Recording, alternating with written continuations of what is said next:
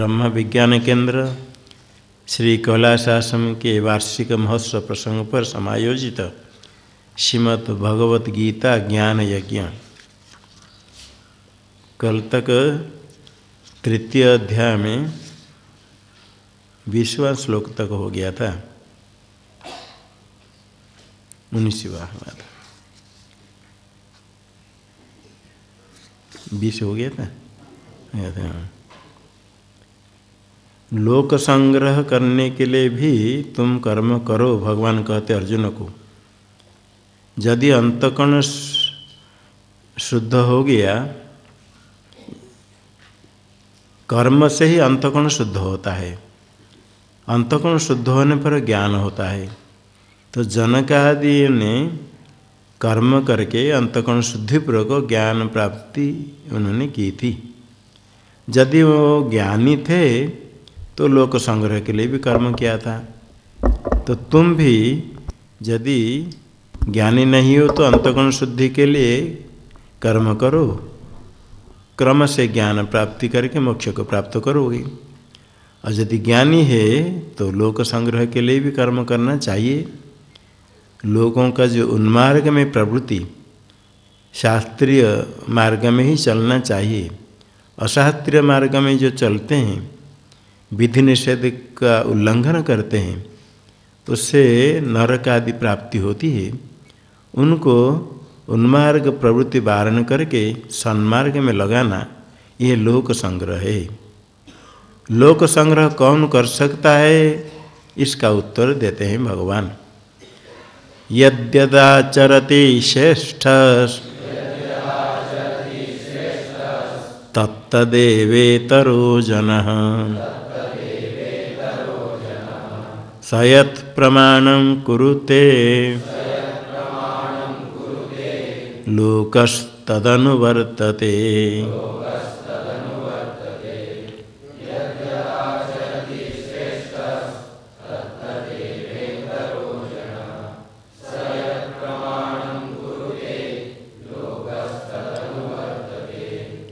श्रेष्ठः यद् यद् आचरति इतरजनः तत्तदेव आचरति स यत् प्रमाणं कुरुते लोकः तदनुवर्तते।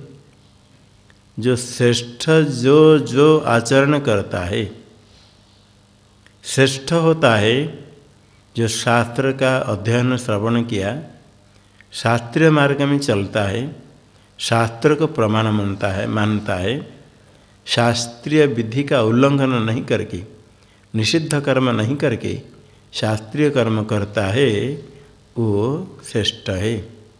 वो जिस प्रकार आचरण करता है, कर्म करता है, जैसे व्यवहार करता है, इतरो जन तत्तदेव, अन्य सामान्य जो शास्त्र संस्कार रहित है वो उसी का ही अनुकरण करता है। वो जैसे करते हैं शास्त्र ज्ञान संपन्न, शास्त्र ज्ञान रहित भी ऐसे ही अनुकरण करते हैं। और स यत् प्रमाणम कुरुते, जिसको प्रमाण निश्चय करता है ये प्रमाण है, उस प्रमाण के अनुसार चलता है।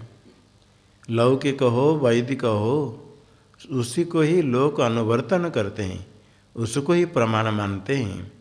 ये अनुवर्तन पीछे चलना, जो प्रमाण मान करके जो कर्म करते हैं शास्त्रीय शास्त्र ज्ञान संपन्न, उसी को ही प्रमाण मान करके साधारण लोग उसके पीछे चलते, उसका ही अनुकरण करते हैं, उसको ही प्रमाण मानते हैं। और लोक संग्रह के लिए कर्म करना चाहिए। ज्ञान होने के बाद उसको कहते जीवन मुक्त, स्व दृष्टि से ज्ञानी मुक्त है, कुछ कर्तव्य नहीं है। फिर भी लोगों को शास्त्रीय बहिर्भूत मार्ग से प्रवृत्त होते हैं, उनसे वारण करके, उन्मार्ग प्रवृत्ति वारण करके सन्मार्ग में लगाना, इस लोक संग्रह करना चाहिए। इसी विषय में यदि तुमको संदेह होता है क्यों लोक संग्रह करना है, क्या जरूरत है, ये सब यदि सोचते हो तो मुझे देखो प्रमाण, मैं भी लोक संग्रह करता हूँ, मुझे कुछ प्राप्त करने का नहीं है, तो भी मैं शास्त्रीय मार्ग पर ही चलता हूँ लोगों को शिक्षा देने के लिए। न मे पार्थास्ति कर्तव्यम त्रिषु लोकेषु किंचन नानवाप्तमवाप्तव्यम वर्त एव च कर्मणि।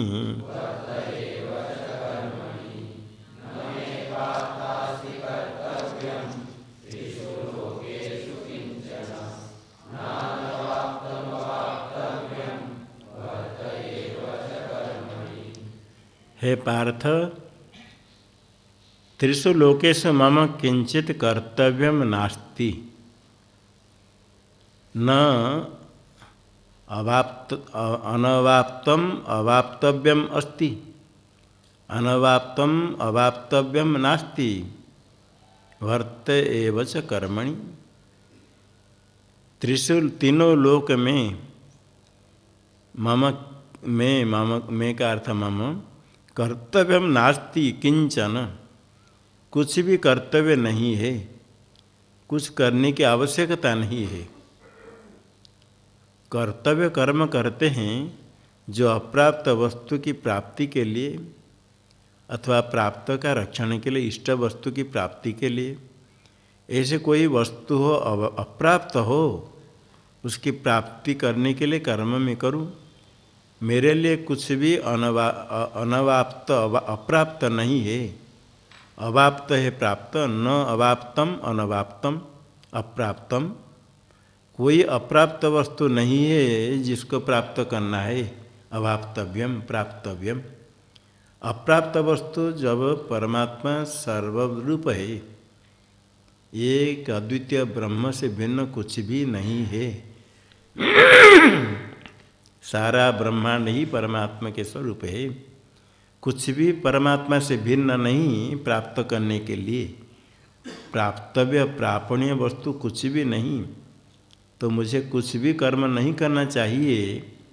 फिर भी अहम वर्ते कर्मणि वर्ते एव, कर्म में रहता हूँ, कर्म करता ही रहूँ। मैं करता हूँ, किस लिए कर्म करता हूँ?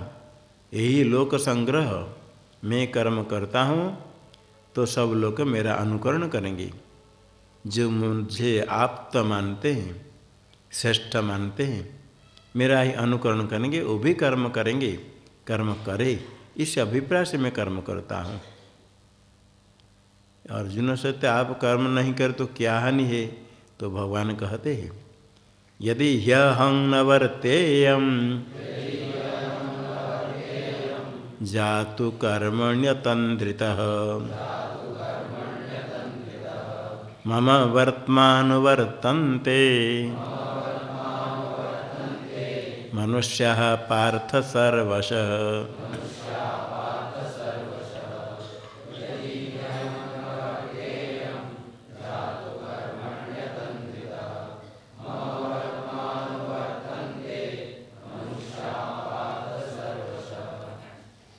यदि अहम ही या तो कर्मणि अतंत्रित न वर्तेयम तथा हे पार्थ मनुष्य सर्वस मम वर्तमान वर्तन्ते। यदि कदाचित जातु का अर्थ कदाचित कभी भी यदि अहम कर्मणि अतंत्रित न वर्तेयम, कर्म में प्रवृत्त नहीं हूँ, अतंत्रित, तंद्रित होता आलस्य अलस, अतंद्रित अनलस, आलस्य रहित तो होकर के कर्म में कभी यदि प्रवृत्त नहीं हो तो मेरे ही सब अनुवर्तन करेंगे, मेरे मार्ग का अनुसरण करेंगे। अर्थात वो भी कर्म नहीं करेंगे, आलस्य प्रमाद से युक्त होकर के कर्म नहीं करेंगे। सब प्रकार सर्वस सब प्रकार मेरे ही अनुकरण करेंगे।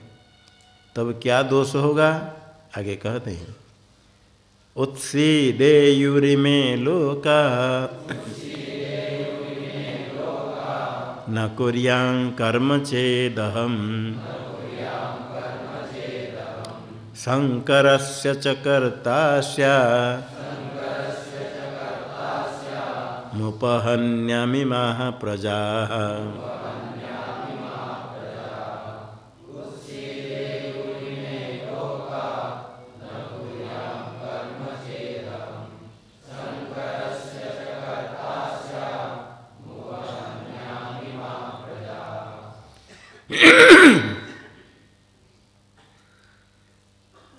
चेद अहम कर्म न कुर्याम इमे लोका उत्सिदेयि हो शंकर से च कर्ता स्याम इमा प्रजा उपहन्याम।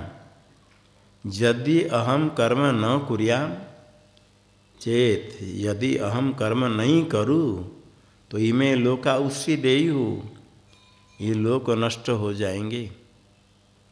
लोक और स्थिति का कारण है कर्म। कर्म है धर्म से लोक की स्थिति होती है। मैं यदि कर्म नहीं करूं तो अन्य लोग भी कर्म नहीं करेंगे।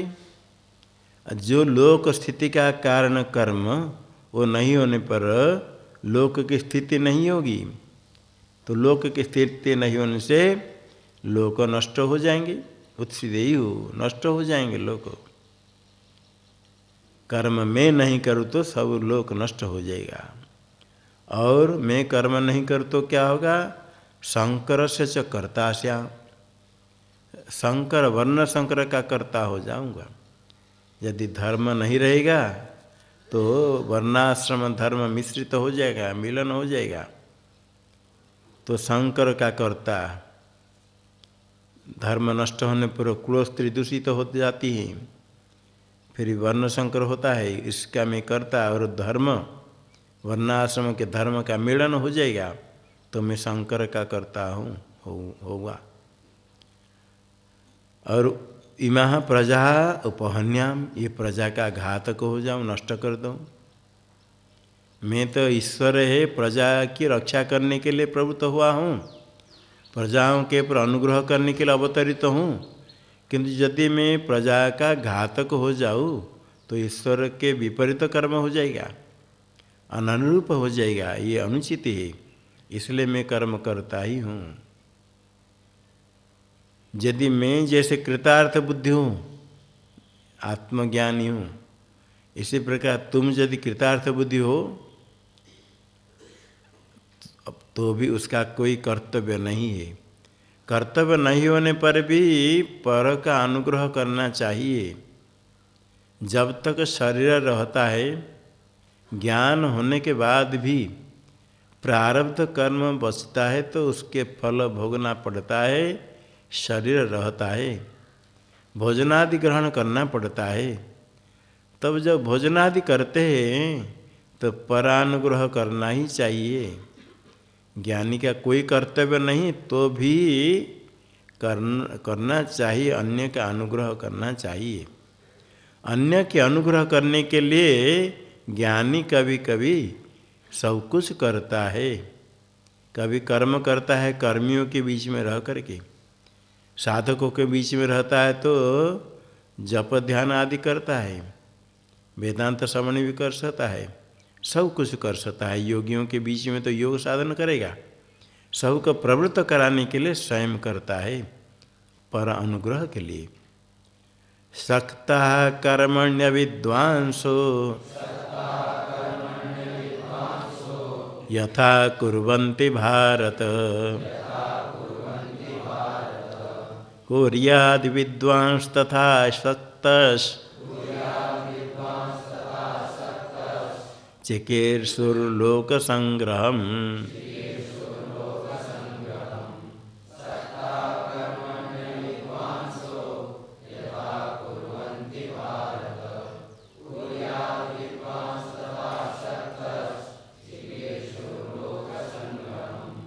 हे भारत, यथा अविद्वांसः कर्मणि सक्ताः कुर्वन्ति तथा विद्वान लोक संग्रहम चिकीर्षुः असक्तः कुर्याद।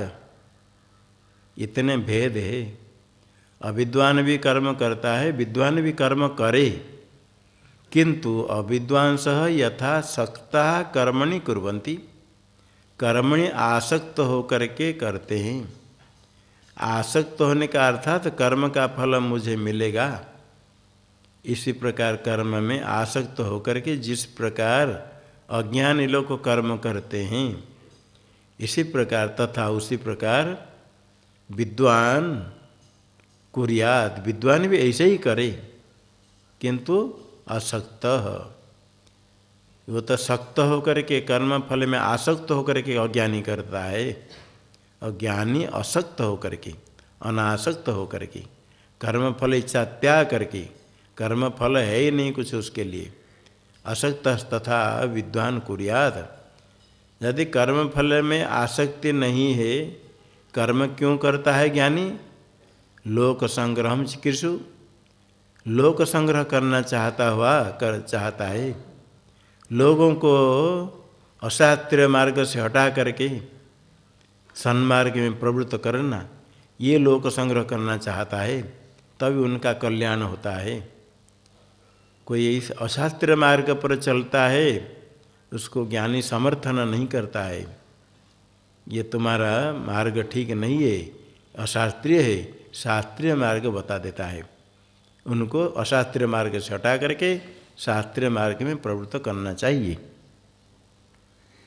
ऐसे करे, केवल अज्ञानी करता है कर्म फल में आसक्त होकर के, किंतु ज्ञानी करे कर्म फल में अनासक्त होकर के, कर्म फल कुछ नहीं है मेरे लिए, किंतु लोक संग्रह के लिए कर्म करे।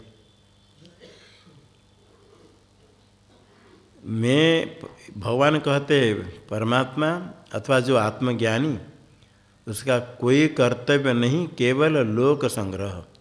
लोक संग्रह को छोड़ करके ज्ञानी का भी कुछ कर्तव्य नहीं।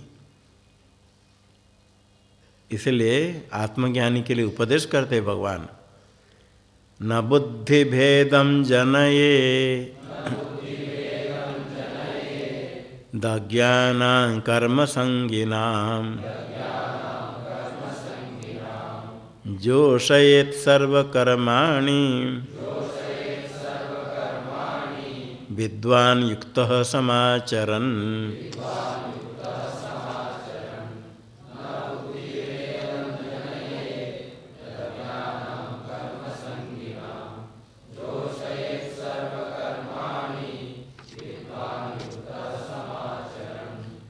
अज्ञानां कर्मसंगिनां बुद्धिभेदम न जनयेत् विद्वान् सर्वकर्म युक्तः समाचरन् सर्वकर्माणि जोषयेत्।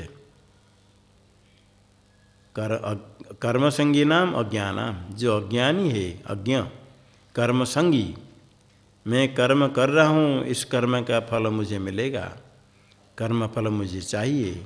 कर्म में सख्त होकर के अज्ञानी जो कर्म करते हैं, उनकी बुद्धि का भेदनम चालनम न कुर्यात, बुद्धि भेदम न जनयेत। बुद्धि का भेद है, बुद्धि का चालन, ये सब मिथ्या है, कर्म से कुछ नहीं है, स्वर्ग मिथ्या है, ऐसे कह करके उसका बुद्धि का भेदन नहीं करे। कर्म में आसक्त होकर के जो कर्म करता है अज्ञानी, उसका बुद्धि चालन नहीं करे। उसकी बुद्धि जिस प्रकार है, इसी प्रकार विद्वान युक्त समाचरण, समाहित होकर के ऐसे कर्म करते हुए सर्व कर्माणि जो सहित, सब कर्म करे, उसको ऐसे कराए, सब कर्म में उसको प्रवृत्त कराए। अज्ञानी भी कर्म करे, स्वयं समाज जानता है कर्म क्या है, फिर उसको कर्म कराए, कर्म में आसक्ति रहित होकर के कर्म करे और अज्ञानी को कराए। अज्ञानी अपने को कर्ता मानता है और कर्मफल भोगने के लिए उसमें कर्मफल में आसक्त होता है। किस प्रकार होता है आगे कहते हैं, प्रकृते क्रियमाणानि गुणैः कर्माणि सर्वशः अहंकार विमूढ़ात्मा कर्ताहमिति मन्यते।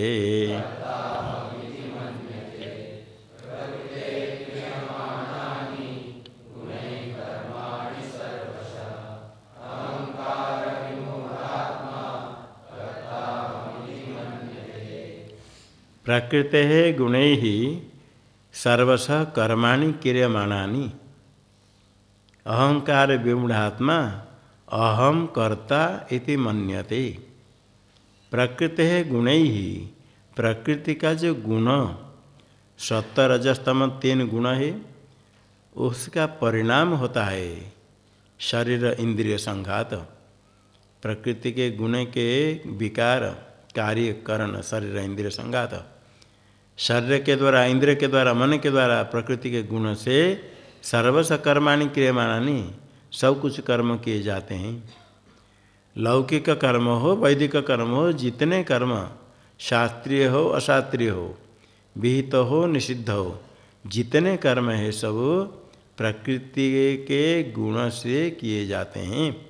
और गुण सत्वरजतम शरीर इंद्रिय रूप से परिणत है। इसी प्रकार शरीर इंद्रिय के द्वारा ही कर्म होते हैं। ऐसा होने पर भी अज्ञानी मानता है कि मैं करता हूँ, आत्मा में उसका आरोप करता है। कैसे अज्ञानी है? अहंकार विमूढ़ात्मा। अहंकार न विमूढ़ आत्मा यस्य। अहंकार विमूढ़ात्मा।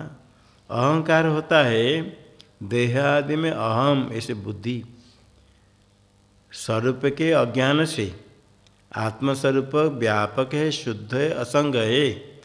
उसके अज्ञान से शरीर इंद्रिय संघात समुदाय में अहम बुद्धि होती है। अहम अहम करता है, ये अहंकार। शरीर इंद्रिय संघात में जिसकी आत्मबुद्धि वो अहंकार, जो आत्मबुद्धि वो अहंकार है, उसको कहते अहंकारी, जिसकी आत्मबुद्धि है। अहंकार न विमूढ़ आत्मा यस्य। विविध मूढ़ विमूढ़, विविधम मूढ़, अनेक प्रकार मोहग्रस्त। अज्ञानी होने से मोह से ग्रस्त, भ्रांतिग्रस्त, भ्रांतियुक्त आत्मा यस्य। आत्मा का अर्थ अंतकरण। यहाँ जिसका अंतकरण अहंकार से विमूढ़ है, विशेष रूप से मोहग्रस्त भ्रांत है, जिसका अंतकरण देह आदि में अहम बुद्धि होने से ही भ्रांति होती है। ज्ञान नहीं होने से देह आदि में अहम बुद्धि अहंकार से विमूढ़ हो जाता है, भ्रांत हो जाता है अंतकरण। ऐसा जिसका अंतकरण अहंकार के कारण भ्रांत होता है, वो अहम कर्ता इति मन्यते, मैं कर्ता ऐसा मानता हूँ। अज्ञान के कारण देह इंद्रिय में अहम बुद्धि होती है। अहम बुद्धि होने से आत्मा के साथ अनात्मा का एकत्व अध्यास भ्रम हुआ। देह इंद्रिय अंतकरण से आत्मा भिन्न है होने पर भी आत्मा के अज्ञान से देह इंद्रिय के साथ आत्मा का एकत्व भ्रम हो जाता है, तब देह में अहम बुद्धि होती है। देह इंद्रिय अंतकरण है, शरीर इंद्रिय मन जड़ है, सब आत्मा से भिन्न है, आत्मा असंग है। इतने होने पर भी आत्मा के ज्ञान नहीं होने से, चक्षुरादि इंद्रिय का विषय नहीं आत्मा, आत्मा का ग्रहण नहीं होता है, नहीं होने से जो दिखता है शरीर इंद्रिय मन, उसमें अहम बुद्धि हो जाती है। ऐसे अहम बुद्धि वाला, अहम बुद्धि को अहंकार कहते हैं। देह में जो अहम बुद्धि हो गई तो देह का धर्म मेरे में है, आत्मा में, ऐसा आरोप करता है। जो देह इंद्रिय के द्वारा जो कार्य होता है, अज्ञानी उसको आत्मा में आरोप करता है। जो कर्तृत्व है, शुद्ध चेतन निष्क्रिय है, कुछ भी नहीं करता है, उसमें कर्तृत्व नहीं है। जड़ में भी कर्तृत्व कैसे होगा? जड़ कुछ नहीं करेगा तो फिर कर्तृत्व कहाँ है? जड़ में है या चेतन में है? शुद्ध चेतन निष्क्रिय, उसमें कर्तृत्व नहीं होगा। और उससे भिन्न सब जड़ है, जड़ में कर्तृत्व नहीं होगा तो कर्तृत्व फिर किस में है? एक में बताना पड़ेगा। यदि जिसमें बताओ तो भ्रांत गलत हो जाएगा। जल दिखता है मरुभूमि में, कहते गुरुजी कहते, पिता कहते मरुभूमि में जल नहीं है। बच्चा पूछ रहा है, शिष्य पूछ रहा है, तो जल दिख रहा है, जल फिर कहाँ है? मरुभूमि में नहीं तो समुद्र में है। जो सामने जल दिखता है वो समुद्र का जल होगा। कह नहीं समुद्र में नहीं, सामने मरुभूमि में। तो जल किस में है? जो मरुभूमि में जल दिखता है वो जल मरुभूमि में है या समुद्र में है? मरुभूमि में जल नहीं रहेगा, समुद्र में नहीं। क्या उत्तर देंगे? वो जल को सत्य मान करके प्रश्न करता है। जल मिथ्या समझ लिया तो किसी में है प्रश्न नहीं होगा। जल है ही नहीं, मिथ्या दिखता केवल, तो फिर किस में है प्रश्न नहीं होगा। इसी प्रकार पूछते हैं कर्तृत्व किस में रहेगा, चेतन में है या जड़ में? तो सब कहेंगे जड़ में तो नहीं रहेगा, तो चेतन में कर्तृत्व रहेगा, आत्मा में कर्तृत्व है। जिस प्रकार जड़ में कर्तृत्व नहीं होगा रहेगा, क्यों नहीं रहेगा? देखा नहीं किसने किसी जड़ में कर्तृत्व कुछ करता हुआ। इसी प्रकार शुद्ध चेतन में कर्तृत्व किसने देखा है? शुद्ध चेतन किसने देखा है? उसमें कर्तृत्व कैसे रहेगा? जड़ में नहीं रहेगा तो चेतन में किसने कर्तृत्व देखा है? जो कर्तृत्व देखा है जिसको हम चेतन कहते हैं वो शुद्ध चेतन दिखता है क्या? दूसरे कोई कुछ कर रहा है देखते ये चेतन ही कर रहा है। जिसको हम चेतन कहते हैं वो शुद्ध चेतन है? दिखता नहीं है। जो दिखता है उसमें कर्तृत्व है। दिखता क्या है? शुद्ध चेतन निष्क्रिय है, सर्वव्यापक है, अव्यक्त है, अदृश्य है। स्थूल सूक्ष्म कारण शरीर विशिष्ट होता है जीव, उसके सूक्ष्म शरीर में अंतःकरण है, उसमें चैतन्य का प्रतिबिंब दिखता है जिसका नाम चिदाभास। चिदाभास चेतन नहीं है, चेतवत आभासते, चेतन जैसे लगता है। उसी को ले करके ये शरीर को चेतन कहते हैं। चिदाभास के संबंध से शरीर चेतन हुआ। चेतन नहीं होने पर भी चिदाभास, चिदाभास के संबंध से चेतन कहा जाता है। चिदाभास विशिष्ट बुद्धि उसको कहते चेतन। चेतन नहीं है, चेतन जैसे लगता है। घड़ा में जल रखेंगे तो आकाश का प्रतिबिंब होता है। चंद्र नक्षत्र विशिष्ट आकाश का प्रतिबिंब दिखता है जल में। जल अलग, प्रतिबिंब अलग। बच्चा अथवा अविवेकी नहीं समझ पाता है जल में आकाश का प्रतिबिंब करके, कहता है घड़ा में आकाश है, आकाश ही दिखता है। जिसको आकाश कहता है वो शुद्ध आकाश नहीं है। शुद्ध आकाश घड़ा में तो है, बाहर भी है, सर्वत्र है। किंतु जिस आकाश को अविवेकी देख कर कहता है घड़ा में आकाश है, वो आकाश का प्रतिबिंब, जल में आकाश का प्रतिबिंब। वो आकाश नहीं, आकाश जैसे लगता है। अविवेकी बच्चा उसको आकाश कहता है। और जल को थोड़ा हिलाएंगे तो कहेगा आकाश हिल रहा है। घड़ा में चंद्र हिल रहा है, आकाश हिल रहा है। जल का कंपन आकाश में आरोपित होता है। जल और आकाश दोनों का एकत्व भ्रम हुआ अज्ञानी को, और जल ये उसको कहते हैं दोनों धर्मी का एकत्व भ्रम, धर्मी अध्यास। दोनों धर्मी का, दोनों वस्तु का एकत्व भ्रम होने पर परस्पर धर्मों का अध्यास होता है। तो जल का धर्म आकाश में दिखता है। ठीक इसी प्रकार सूक्ष्म शरीर में, सूक्ष्म शरीर के अंतर्गत तो बुद्धि में चेतन का प्रतिबिंब होता है चिदाभास। वो चेतन जैसे लगता है।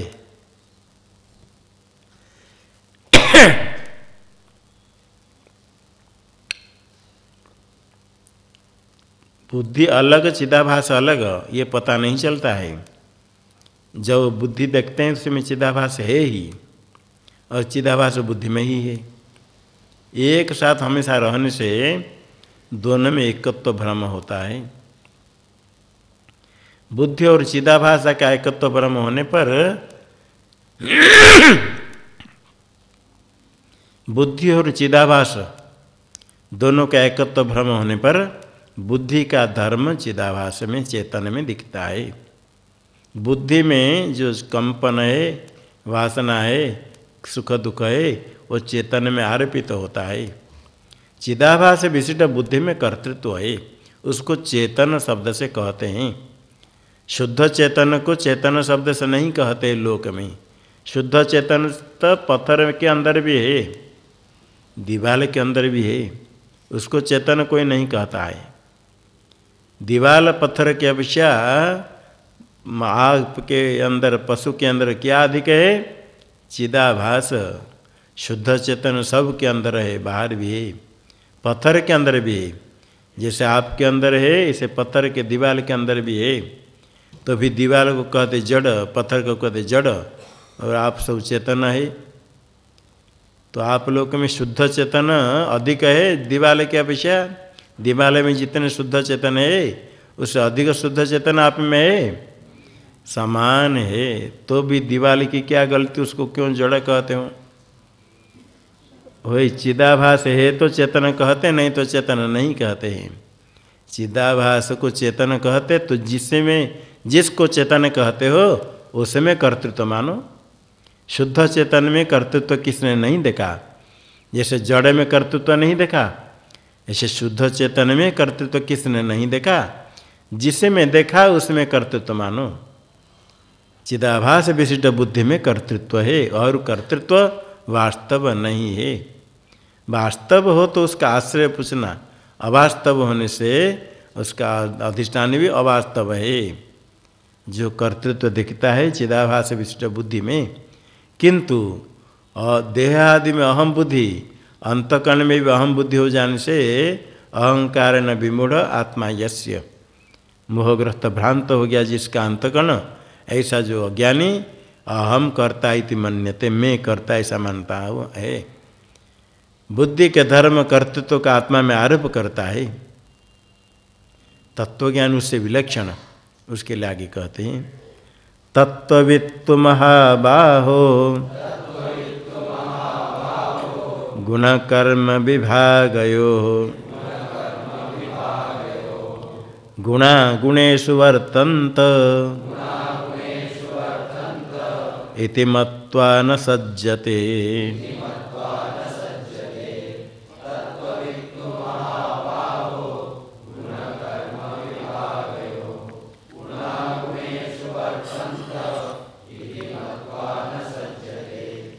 हे महाबाहो, गुणकर्म विभागयो तत्त्ववित्तु गुणा गुणों से वर्तन्त इति मत्वा न सज्जते। तत्त्ववित् तत्वज्ञानी, किसके तत्वज्ञानी? गुण कर्म विभागयो हो, गुण विभाग से तत्त्ववित्, कर्म विभाग से तत्त्ववित्। गुण कर्म विभाग तत्त्ववित्। गुण है, गुण का कार्य इंद्रिय, उनके तत्व को जानने वाला। इंद्रिय व्यापृत होते, विषय के साथ संबद्ध होते, विषय को प्रकाश करती है इंद्रिय। इंद्रियजन्य ज्ञान का कारण है इंद्रिय। ये अलग अलग इंद्रिय अलग अलग विषय को प्रकाश करती है, ये गुण के तत्व को जानने वाला। और गुण कर्म तत्त्ववित्, कर्म विभाग, चक्षुरादि इंद्रिय का कर्म, मन का कर्म, शरीर का कर्म अलग है, इंद्रिय का कर्म अलग है, अंतःकरण का कर्म संकल्प विकल्प है, बुद्धि का कार्य निश्चयात्मक, इसको जो जानता है, गुण और कर्म के विभाग को ठीक ठीक जानने वाला क्या मानता है? गुणः गुणेषु वर्तन्ते, गुण गुण में रहता है, गुणः गुणेषु वर्तन्ते, विषय भी गुण है, इंद्रिय भी गुण है, सत्वरजस्तम का ही कार्य सब है। गुणः सब कर्ण इंद्रिय है, गुणेषु का अर्थ विषय में रहते, विषय के साथ इंद्रिय का संबंध होता है, दोनों ही गुणा है। गुणा गुणेषु वर्तन्ते इति मत्वा, अर्थात ये सब इंद्रिय व्यापार सब है, इंद्रिय विषय के साथ है, आत्मा में है नहीं है, आत्मा में कुछ संबंध नहीं है। इति मत्वा ऐसा मान करके न सज्जते, सक्त नहीं होता है। सत्य नहीं था तो मैं करता हूँ ऐसे नहीं मानता है, कर्तृत्व में आसक्त नहीं होता है, अहम बुद्धि नहीं करता है। गुणा गुणेषु वर्तन्ते कहने का अभिप्राय आत्मा किसी में नहीं रहता है, आत्मा के साथ किसी का भी संबंध नहीं होता। इंद्रियों का संबंध विषय के साथ होता है, आत्मा का संबंध नहीं होता है। असंगो ह्ययम पुरुष, आत्मा असंग है, किसी का संबंध नहीं हो सकता है। ऐसे तत्वज्ञानी गुण कर्म विभाग के तत्वज्ञानी ऐसे मान करके गुण गुण में रहते हैं, इंद्रियादि गुण गुण में विषय में रहते हैं, ये जान करके सक्त नहीं होता, आसक्त नहीं होता है कर्म, मैं कर्म कर रहा हूँ ऐसा नहीं मानता है। प्रकृतेर्गुण सम्मूढ़ाः सज्जन्ते गुणकर्मसु तान् कृत्स्नविदो मंदान् कृत्स्नविन्न विचालयेत्।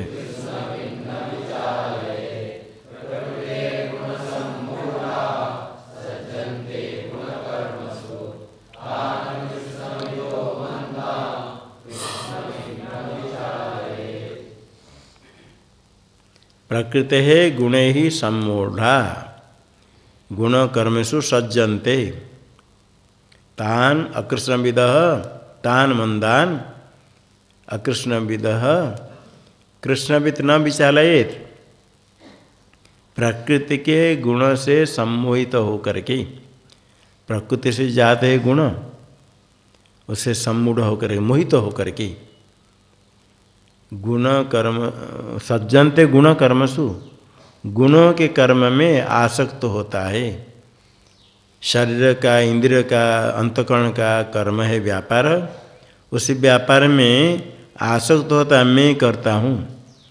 देहादि के साथ अहम बुद्धि होने के कारण अहम स्थूलोहम गौरवहम मनुष्योहम, ये देहादि के देह के साथ अहम बुद्धि। इंद्रिय के साथ भी अहम बुद्धि, कोई नहीं कहता मैं चक्षु, किंतु कहता अहम पश्यामि अहम शृणोमि। जो अहम पश्यामि अहम शृणोमि कहते हैं, देखने सुनने वाले तो इंद्रिय है, किंतु अहम बुद्धि होती है इंद्रियों को आत्मा मान करके, और मनो को आत्मा मान करके सोचामि अहम सुखी अहम दुखी अहम, मैं सुखी मैं दुखी से मानता है अंतकरण में आत्मबुद्धि होने पर। ऐसे गुण के कर्म में यह सक्त हो जाता है। इंद्रियों का कर्म में आसक्त होता है, हम कर्म करते, मैं कर्म कर रहा हूँ फल प्राप्ति के लिए। ऐसे अज्ञानी लोग को गुण सम्मूढ़ होकर के गुण के कर्म में आसक्त होता है। किंतु जो कृष्णविद है, सर्वज्ञ है, ज्ञानी, उनको विचलित नहीं कराए। किनको? अकृष्णविदः मंदान, जो कृष्णविद नहीं है, सारे ब्रह्मांड को नहीं जानते, एक अद्वितीय ब्रह्म, वो सर्वज्ञ नहीं हो सकते, नहीं है। हो सकते प्रयास करने पर, सर्वज्ञ नहीं है। अकृष्णविदः मंदान, वो मंद बुद्धि वाले। तान कृष्णविद न विचालयेत्, कृष्णविद सर्वज्ञ ज्ञानी, उनको विचलित नहीं करे, बुद्धि का भेदन नहीं करे। बुद्धि का भेदन करना है, ये सब मिथ्या है, द्वैत प्रपंच, अद्वितीय ब्रह्म सत्य है, तुम्हारे में किसी का संबंध नहीं, ऐसा उपदेश जो कर्म करने वाले अज्ञानी, ऐसे उनको उपदेश करके बुद्धि का चालन नहीं करे। यदि कर्म करते हैं, उपासना करते हैं, तो उनको निष्काम होकर के करने के लिए उपदेश करो। पहले निष्काम होकर करे, फिर अपने आप वैराग्य होने पर, जिज्ञासा होने पर आत्मज्ञान का उपदेश करना है। और कर्म करते हैं, गुण कर्म में आसक्त होते हैं कि हम कर्म कर रहे हैं फल के लिए, ऐसे मंद प्रज्ञा वाले मंद बुद्धि वाले को ज्ञानी विचलित नहीं कर रहे हैं। न विचालयत का अर्थ बुद्धि भेद करणम, बुद्धि भेद नहीं करे। बुद्धि में ही भेद है, तो ये प्रपंच मिथ्या है, कर्म सब कर रहे हो, फल किसी को मिलेगा, आत्मा शुद्ध है, इस प्रकार उनको उपदेश नहीं करे। जो कर्म करना, जो कर्म में अधिकारी है, मुमुक्षु है, मुमुक्षु फिर कैसे कर्म करेगा, उसके लिए कहते हैं आगे, मयि सर्वाणि कर्माणि सन्न्यस्याध्यात्मचेतसा निराशीर्निर्ममो भूत्वा युध्यस्व विगतज्वरः।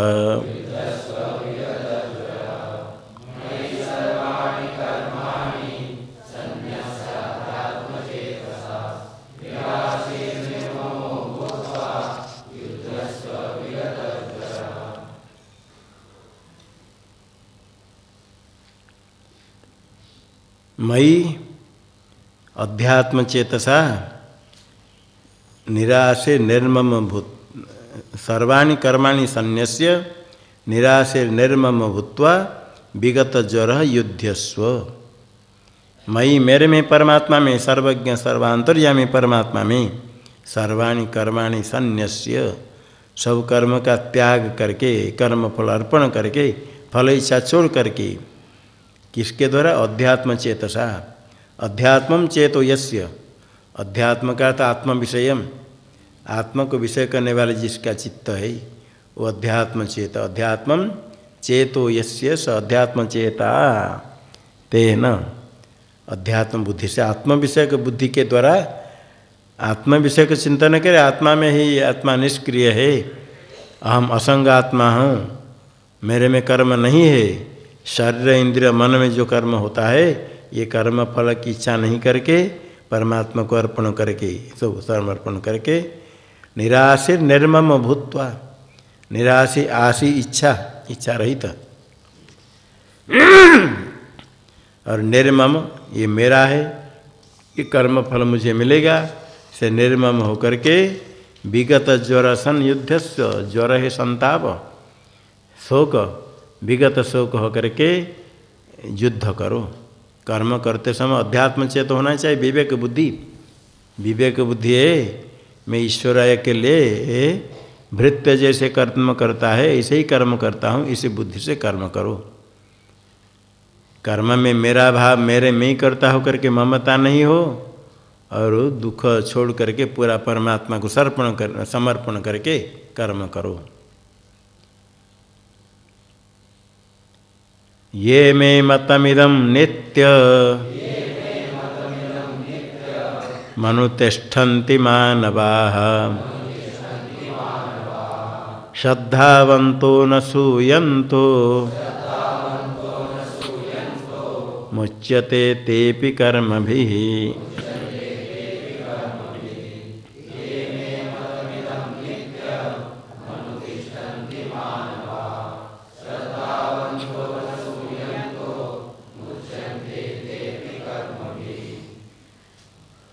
ये इदं मे मतम मानव ये मानवाः इदं मे मतम नित्यम अनुतिष्ठन्ति श्रद्धावन्त अनशयन्तो तेपि कर्म भी मुच्यन्ते। ये मानवाः श्रद्धावन्त अनशयन्तो इदं मे मतम नित्यम अनुतिष्ठन्ति तेपि कर्म भी मुच्यन्ते। जो मनुष्य लोग मेरा मत का नित्य अनुष्ठान करते हैं मैं जो कहता हूँ इसे करते हैं मैं परमात्मा जैसे कहता हूँ इसी मत का अनुष्ठान करते हैं। किस प्रकार श्रद्धावंत अनसूयंत श्रद्धालु होकर के असूया रहित होकर के मेरे में दोष नहीं देखते हुए नहीं तो परमात्मा में ही दोष देख सकते हैं कहते हम भगवान हमको प्रणाम करो हमारे साथ समर्पित हो जाओ मैं सब कुछ हूँ ये बार बार मैं कहते हैं भगवान बंद बुद्धि वाले से कहते भगवान क्या हो तो अपने को मैं बड़ा बड़ा कहते हैं अपने को जो बड़ा कहते हैं भगवान थोड़ी है कुछ कहने वाले कुछ ना कुछ कह देते हैं तो इसे नहीं करके श्रद्धायुक्त हो करके जो कर्म करते हैं मेरे को अर्पण समर्पण करके ते भी कर्म भी मुच्यन्ते कर्म से मुक्त हो जाते हैं। धर्माधर्म कर्म से बंधन की प्राप्ति होती है जन्म प्राप्त होता है जन्म की प्राप्ति होती कर्म के फल रूप कर्म फल भोगने के लिए किंतु जो परमात्मा में समर्पण कर देता है तो वो कर्म फिर जन्म का प्रापक नहीं होता है वही कर्म अंतःकरण शुद्धि के द्वारा ज्ञान प्राप्ति का साधन हो जाता है। इसलिए ही मत में जो कहता हूँ प्रमाण के साथ ऐसे ही समझ करके ऐसे ही करना चाहिए। श्रुति स्मृति ममैव आज्ञे श्रुति और स्मृति मेरी आज्ञा है शास्त्र में जैसे कहा गया ऐसे ही मान कर चले तो परमात्मा की आज्ञा का पालन होता है। उसको उल्लंघन करते तो परमात्मा की आज्ञा का उल्लंघन परमात्मा की आज्ञा का उल्लंघन हो तो उनकी अवमानना हो गई। कोई कहे शिष्य गुरु की चरण से बात हम करेंगे पाद दबाएंगे किंतु आज्ञा पालन नहीं करेंगे नहीं तो फोटो रखकर पूजा करेंगे उनकी बात नहीं मानेंगे तो गुरु की अवमानना है, आज्ञा पालन करे। परमात्मा के मत का अनुष्ठान करना चाहिए। जो अनुष्ठान नहीं करेंगे वो नष्ट है, नरक जाएंगे। ये ते तदभ्यसूयन्तो नानुतिष्ठन्ति मे मतम् सर्वज्ञान विमूढ़ांस्तान् विद्धि नष्टान चेतसः।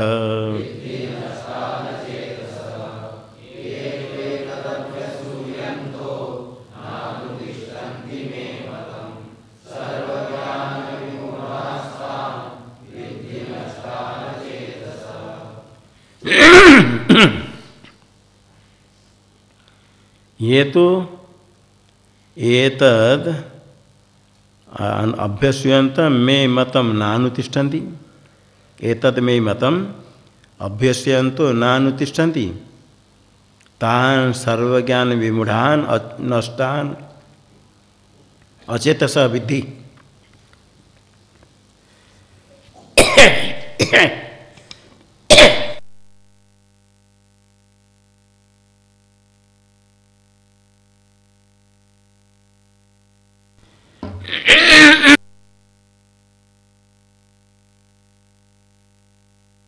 ये तू कह करके पूर्व की अपेक्षा विपरीत, जो श्रद्धालु युक्त होकर कर्म करते हैं उनसे जो विपरीत है, असूया करके मेरे में दोष आरोप करके मेरा मत अनुष्ठान नहीं करते,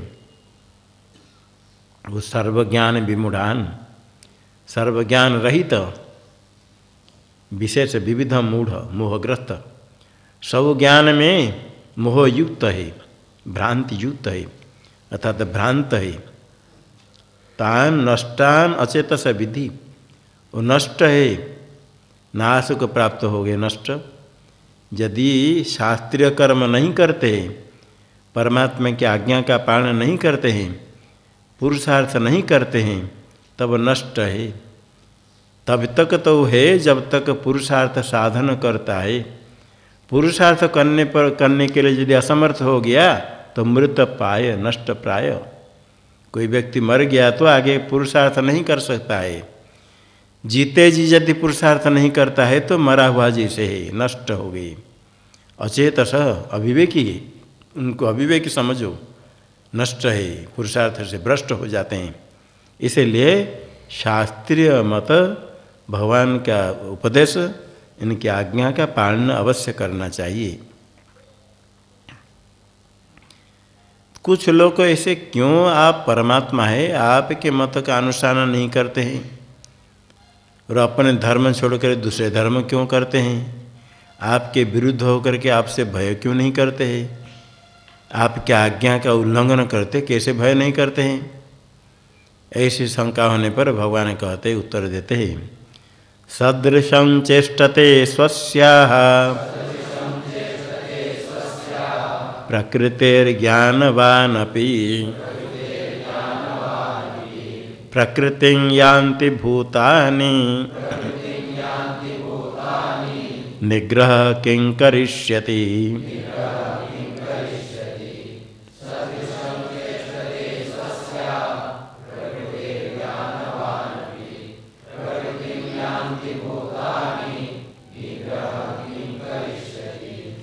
ज्ञानवान अपि सस्यः प्रकृते सदृशं चेष्टते भूतानि प्रकृतिं यान्ति निग्रह किं करिष्यति। ज्ञानवान अपि, ज्ञानी भी, ज्ञान होने के बाद सब कर्म तो नष्ट हो जाएगा किंतु प्रारब्ध कर्म रहता है। जब तक प्रारब्ध कर्म है तब तक प्रारब्ध कर्म शेष कर्म फल देता है। कर्म फल भोगने के लिए ज्ञानी भी चेष्टा करता है। सब कुछ ब्रह्म से निश्चय हो गया तो ज्ञानी को क्या भेद दिखेगा गोबर और भात में?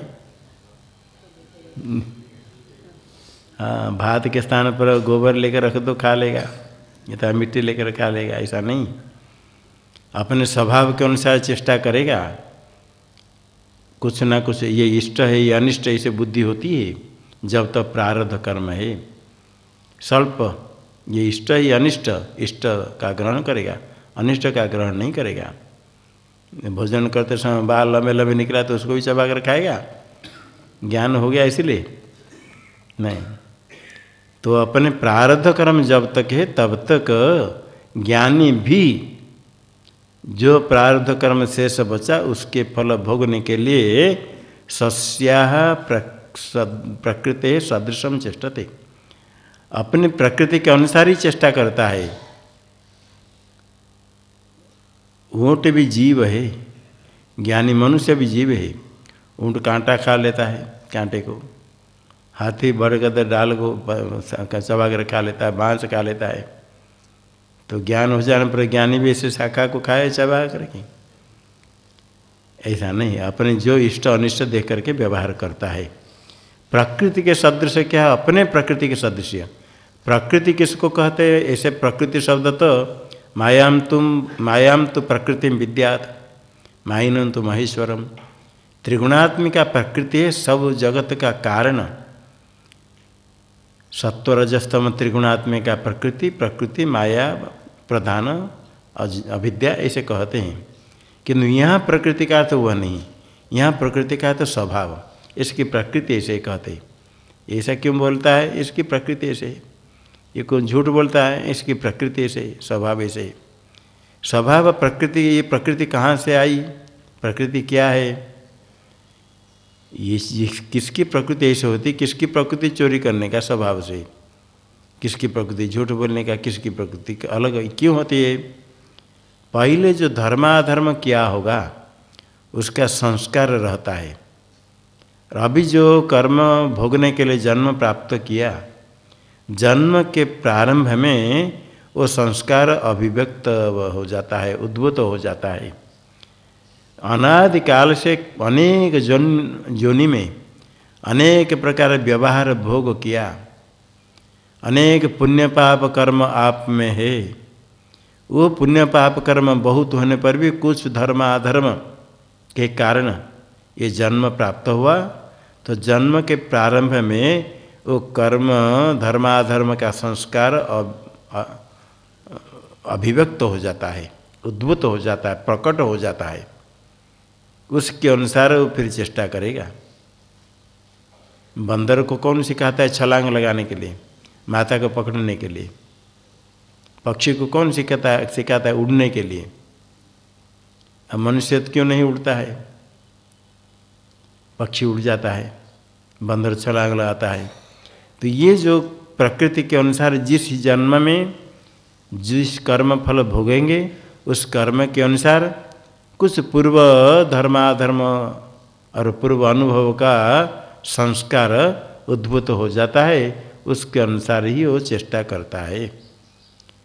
पुण्य पाप कर्म के अनुसार बुद्धि, शरीर, जो शरीर मिला, किसके शरीर निरोग, किसका शरीर रोगग्रस्त है। कोई जन्म होने के बाद 2, 4, 5 साल रहा, रोग कर मर गया। 1-2 घंटा 1-2 मिनट रह करके भी मर जाता है। किसको रोग होता है, कोई स्वस्थ है, फिर थोड़े दिन के बाद कोई अच्छा पड़ता है, कोई चोर बन जाता है। ये प्रकृति है। पूर्व कृत्य धर्माधर्म उसका संस्कार होता है। इसी जन्म में पहले अभिव्यक्त हुआ, उसको कहते प्रकृति। उसके सदृश, उसके समान ही चेष्टा करता है। ज्ञानी भी ज्ञान हो जाने के बाद निषिद्ध कर्म छोड़ दिया, विहित कर्म करता है। किंतु जब देह धारण के लिए प्रारब्ध कर्म है, प्रारब्ध कर्म शेष होने पर भी ही देह समाप्त होता है, विदेह कैवल्य होता है। तस्य तावदेव चिरम याव न विमुक्षे अतः संपत्स्ये। छांदोग्य उपनिषद में श्रुति वाक्य है। जब तक उसका प्रारब्ध कर्म है तब तक रहेगा ज्ञानी का शरीर। प्रारब्ध कर्म समाप्त होने पर उसके बाद सद्ब्रह्म के साथ एक हो जाता है। तो जब तक प्रारब्ध कर्म है, प्रारब्ध कर्म के कारण रूप अज्ञान लेश अविद्या, स्वल्प अविद्या की अनुभूति होती है। और उसके अंतःकरण में जो संस्कार है उसके अनुसार ही वो चेष्टा करता है। ज्ञानवान अपि कहने से ज्ञानी भी ऐसे चेष्टा करता है, फिर मूर्ख के लिए क्या कहना।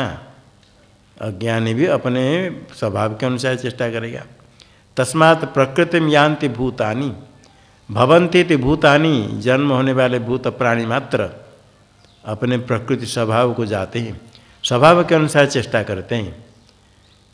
स्वभाव के अनुसार चेष्टा करते तो निग्रह करना चाहिए। कहते निग्रह किं करिष्यति, थोड़ी देर कहेंगे हम अभी कुछ नहीं करके बैठ जाएंगे, हम अभी ऐसा नहीं करेंगे, थोड़ी समय रह जाएंगे, फिर बाद में अपनी चेष्टा करेंगे जैसे के अनुसार। प्रारब्ध कर्म है तो करना पड़ेगा। कुछ नहीं करने के लिए निश्चय अगर बढ़ जाए, किंतु प्रारब्ध कर्म जब आएगा नहीं चाहते हुए नाचना पड़ेगा, किंतु नाचना पड़ेगा जो तो प्रारब्ध कर्म है। अब प्रारब्ध समाप्त हो गया तो भगवान बैठा देंगे, बैठो तुम खुशी से आराम से। तो जिस समय जैसे प्रारब्ध कर्म इसे करना ही पड़ता है। निग्रह क्या करेगा, समय आने पर प्रारब्ध कर्म का फल अवश्य भोगना पड़ेगा। मैं भी करूँ दूसरे भी करे, क्या होगा, किसी का कुछ नहीं, अपने अनुसार करना ही पड़ेगा। अपने ही प्रकृति के अनुसार सब चेष्टा करते हैं। इसीलिए परमात्मा की आज्ञा का उल्लंघन मूर्ख अज्ञानी लोग करते हैं। प्रकृति के आपके प्रतिकूल होने पर भी भय नहीं करते हैं, अपने प्रकृति स्वभाव के अनुसार करते हैं।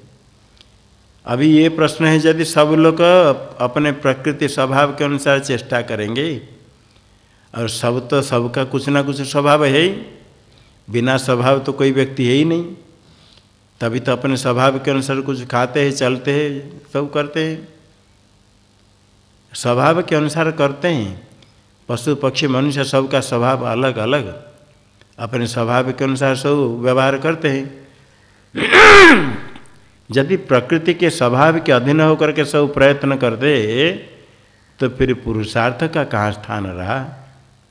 स्वभाव के अनुसार सब करेंगे, कोई चोरी करेगा, कोई सोता रहेगा, कुछ लोग सोने का बड़ा प्रसन्न है, समय मिल जाए तो दिन में 4-6 घंटा सो जाएंगे, ये स्वभाव से।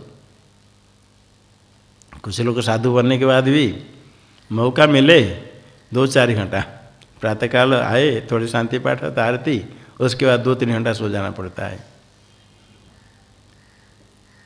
सब ऐसे करेंगे, फिर अपने स्वभाव के अनुसार चलेंगे तो पुरुषार्थ क्यों। कोई पूछेंगे क्यों, क्या करेंगे, हमारा स्वभाव। भगवान ने कहा प्रकृति में यान्ति भूतानि निग्रह किं करिष्यति, हम क्या करेंगे, ये तो हमारा स्वभाव है। तो पुरुषार्थ कहाँ है, और उपदेश क्या, शास्त्र का स्थान कहाँ है। पुरुष प्रयत्न पुरुषार्थ शास्त्र नहीं होगा तो शास्त्र अनर्थक हो जाएगा, उपदेश व्यर्थ हो जाएगा। इसलिए कहते हैं स्वभाव के अनुसार तो करेंगे, चेष्टा करता है सब स्वभाव के अनुसार, प्रारब्ध कर्म फल भोगना ही पड़ता है, तो भी पुरुषार्थ का स्थान है। प्रारब्ध कर्म का फल सुख दुख भोगना ही पड़ेगा। भोगते समय आप स्वतंत्र है, भोगते समय आप क्रोध को प्राप्त करके दूसरे क्रुद्ध हो करके दूसरे को गाली दो, दूसरे को थापड़ लगाओ, धक्का लगाओ, दूसरे की निंदा करो, अथवा ये सब नहीं करके परमात्मा का चिंतन करो। ये समझे मेरा कर्म फल है, दूसरे की क्या गलती है। थोड़ी बात होते ही तुरंत दूसरे को दोष देते, उसने इसे किया, उसने इसे किया। कोई रास्ता में जा रहा है, कुछ अमंगल हुआ, वो अमुक देख लिया सुबह दूसरे को दोष देंगे। भोजन पसंद नहीं हुआ, क्या वो देख लिया उसने, इसलिए भोजन पसंद नहीं होता है। कभी कभी ऐसे होता है कहीं कहीं, किंतु कभी कभी ऐसे बिना कारण दूसरे को दोष दे देते हैं। और मैं चलता था, वो मेरे सामने आ गया, इसलिए मैं गिर पड़ा।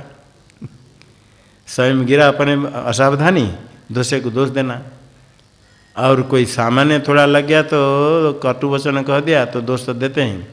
कर्म फल भोगते समय ये सोचे मेरा कर्म फल मैं भोग रहा हूँ, कोई मुझे दुख नहीं दे सकता है, अपना कर्म फल भोगना है।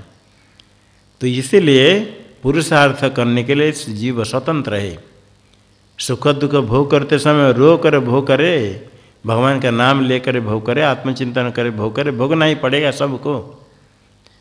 किंतु भोगते समय आप स्वतंत्र, आप कैसे भोगते हैं? दूसरे को गाली देते, दूसरे निंदा करते, दूसरे को कष्ट देते हैं, अथवा अपने स्वरूप चिंतन करते हैं।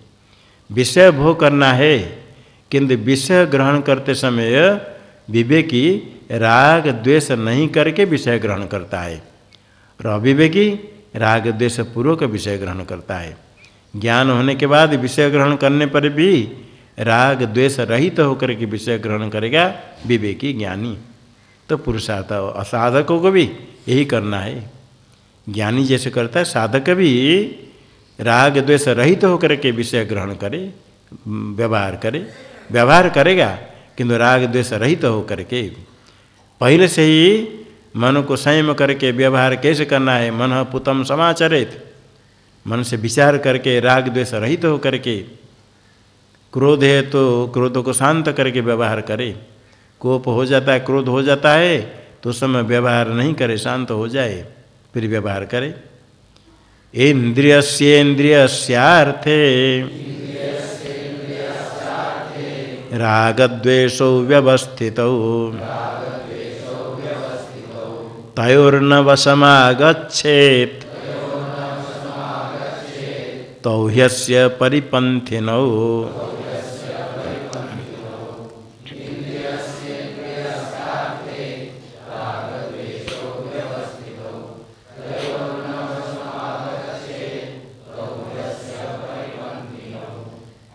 इंद्रियस्य अर्थे राग द्वेष व्यवस्थित तयोर वशम न आगच्छेत ही यस्मात् तौ अस्य परिपन्थिनौ। इंद्रियस्य अर्थे का विषय में, इंद्रिय के विषय में मतलब प्रति इंद्रिय के विषय में। दो बार कहने से विप्सा होने से व्याप्तुम इच्छा विप्सा, व्याप्तों का अर्थ कार्त्स्नेन संबद्धुम, सब पूरा को संबंध करने के लिए द्विरुक्ति दो बार करते हैं। द्वारम द्वारम अटते भिक्षु, दो द्वार नहीं प्रतिद्वार। वृक्षम वृक्षम सिंचती, प्रति वृक्ष में जल सेचन करता है। इंद्रिय से अर्थ कहने से प्रति इंद्रिय के विषय में राग द्वेष व्यवस्थित हो, राग द्वेष स्थित है। इष्ट विषय में राग है, अनिष्ट में द्वेष है। जितने विषय है रूप रस गंध स्पर्श घटपट आदि जो कोई पदार्थ इंद्रिय के विषय है, प्रत्येक के विषय में राग है अथवा द्वेष है। इष्ट वस्तु में राग, अनिष्ट वस्तु में द्वेष। कोई वस्तु सबको इष्ट सबको अनिष्ट ऐसा नहीं होता है। किसको इष्ट किसको अनिष्ट है। सुख दुख तो सब, सुख सबको इष्ट है, दुख सबको अनिष्ट है। किंतु अन्य पदार्थ में किसको कौन इष्ट किसको कौन अनिष्ट ये समान नहीं। मिर्ची इष्ट है अनिष्ट है, हाँ, किसको इष्ट है किसको अनिष्ट। कोई मिर्ची देखते ही डरता है, भाग नहीं खाएंगे, और कोई मिर्ची मांग कर 4-5 और चबाता है। किसको इष्ट किसको अनिष्ट है। इसी प्रकार सब विषय में इष्ट अनिष्ट, जो भी जिसका जो इष्ट है उसमें राग है, आसक्ति है, और जिसका जो इष्ट नहीं अनिष्ट है उसमें द्वेष है। तो प्रत्येक इंद्रिय के विषय में राग द्वेष स्थित है। साधकों को क्या करना चाहिए, तयोर वशम न आगच्छेत, उसकी अधीन नहीं हो, राग द्वेष के अधीन नहीं हो। विषय ग्रहण करना है, करना पड़ता है, प्रारब्ध जब तक है देह धारण करने के लिए कुछ विषय ग्रहण करना पड़ता है, भोजन आदि करना पड़ता है, कर्म इंद्रिय का विषय व्यवहार हाथ पर चलाना पड़ता है, जाना चलना पड़ता है। तो राग द्वेष नहीं करके ही उसकी अधीन नहीं हो, राग द्वेष का अधीन नहीं हो, उसका ही नियमन करके विषय ग्रहण करे। अवर्जनीय जो अत्यंत आवश्यक है, जो निषिद्ध नहीं हो, ये विषय ग्रहण करे। ज्ञानी ऐसे करता है, साधक ऐसे करे। तो राग द्वेष का अध्ययन क्यों नहीं होगा। राग द्वेष थोड़ा हो जाए तो क्या आपत्ति। कहते तौ ह्यस्य परिपन्थिनौ, ये दोनों राग द्वेष ही अस्य पुरुष का परिपंथी। परिपंथी है श्रेय मार्ग के विघ्न करने वाले, चोर के समान। मार्ग में जैसे चोर है मार पीटी कर सो ले लेता है, इसी प्रकार से कल्याण मार्ग में जो चलता है कल्याण मार्ग में चलता है तो राग द्वेष उसको मार्ग से भ्रष्ट कर देते हैं, मारपीट करके उसके धन संपत्ति को छीन लेते हैं। जो प्रयत्न करता है व्यर्थ हो जाता है। इसलिए विषय में राग द्वेष नहीं करके ही प्रवृत्त होना चाहिए। जो सामने प्राप्त हुआ अपने प्रारब्ध कर्म का फल है। विषय जो ग्रहण करते हैं देह धारण करने के लिए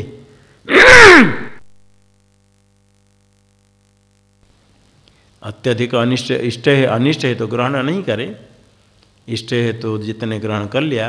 किंतु जो राग द्वेष तृष्णा, इष्ट हो तो तृष्णा और मिले, ऐसा मिले इष्ट वस्तु में, और अनिष्ट वस्तु को देखने पर द्वेष, द्वेष होने पर क्रोध, दूसरे निंदा, दिमाग खराब है, फिर कुछ ना कुछ चलता रहेगा। अनिष्ट हो तो ठीक है, नहीं ग्रहण किया, किंतु उसके पीछे दिमाग खराब करके दूसरे निंदा, फिर थोड़े कुछ कारण, कुछ लोग थोड़े कुछ कारण नहीं खाएंगे नाराज होकर के। थोड़ा सा अनिष्ट हम चाहते ऐसा बने, नहीं बना, नहीं खाएंगे, छोड़ दो। जो नहीं खाते छोड़ देते हैं ना, वो उनका अंदर अंदर क्रोध रहता है। दूसरे उनको मनाए, कहे खा लो खा लो, कहेगा तो कहे नहीं खाएंगे, और नहीं कहेगा तो और नाराज। इधर चाहते दूसरे हमको कहेंगे तो मना करेंगे हम नहीं खाएंगे, और नहीं कहेंगे तो और क्रोध बढ़ेगा। कोई यदि नाराज हो जाता है तो ऐसी भावना होती है कि दूसरे हमको मनाए तो करे नहीं, हम नहीं चल जाएंगे। और यदि मनाए कुछ नहीं किया और नाराज है। हम जाने के लिए कहा था, हमको रुकते नहीं।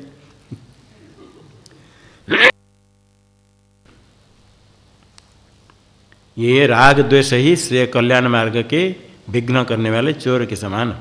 इसे राग द्वेष रहित होकर विषय ग्रहण करे, राग द्वेष के अधीन नहीं हो, तब अपने पुरुषार्थ कर सकते हैं। पुरुषार्थ शास्त्रार्थ का विषय है।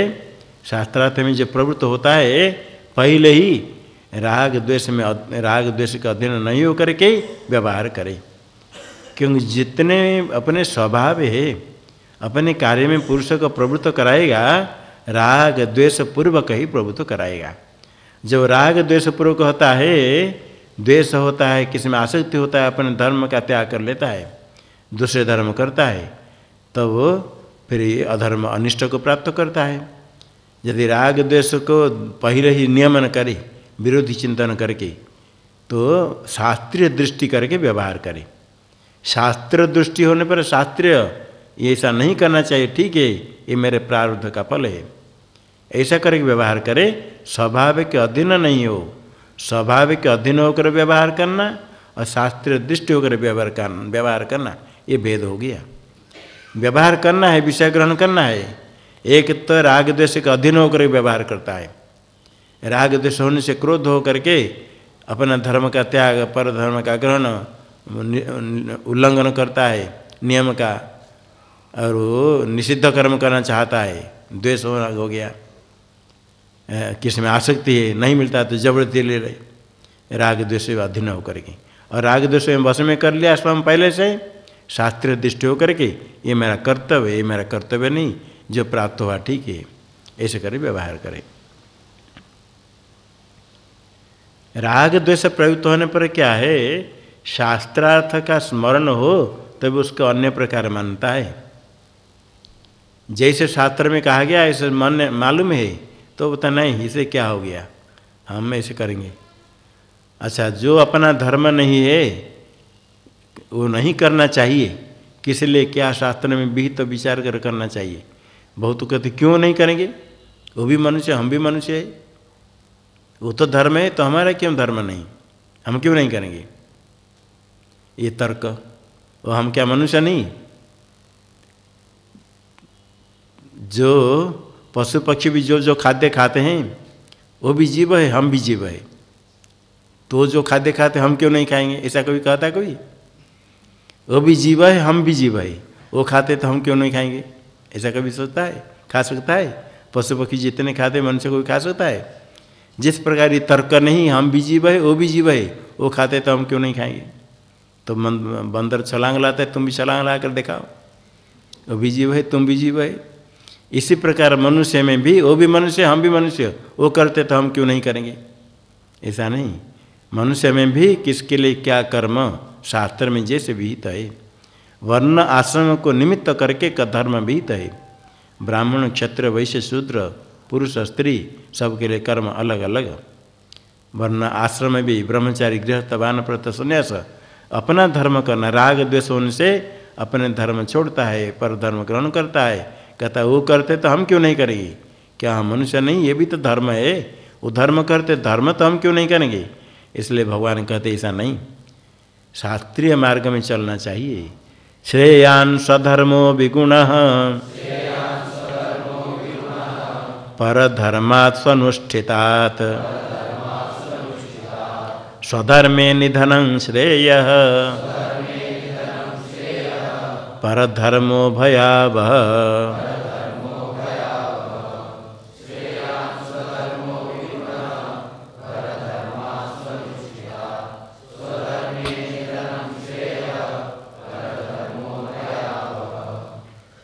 विगुण स्वधर्मो स्वनुष्ठितात् परधर्माश्रेयान। स्वधर्म निधनम श्रेय परधर्म भयावह। एक स्वधर्म एक परधर्म, अपना धर्म को स्वधर्म स्वकीय धर्म, परस्य धर्म परधर्म। अपना धर्म और परधर्म कह करके धर्म में जो स्व पर विशेषण दिया है,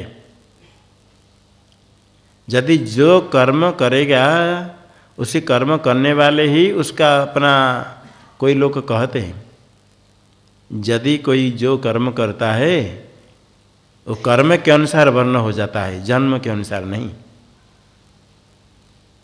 ब्राह्मण कुल में जन्म है तो ब्राह्मण होगा, ये बात नहीं। कुछ लोग कहते हैं किसी भी जाति में जन्म हो, और यदि वेद पढ़ने लगा तो ब्राह्मण हो गया, यज्ञोपवीत ले लिया तो ब्राह्मण हो गया।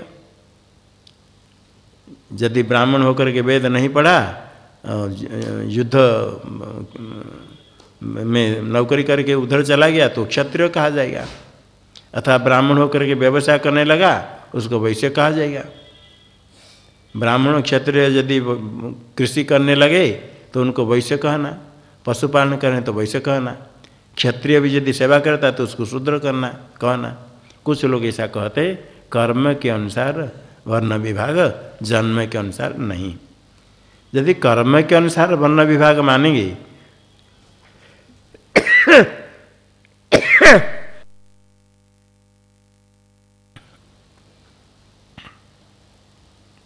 तो जो कर्म करेगा उसके अनुसार वर्ण हो गया तो अपना धर्म हो गया, परधर्म कहाँ हुआ।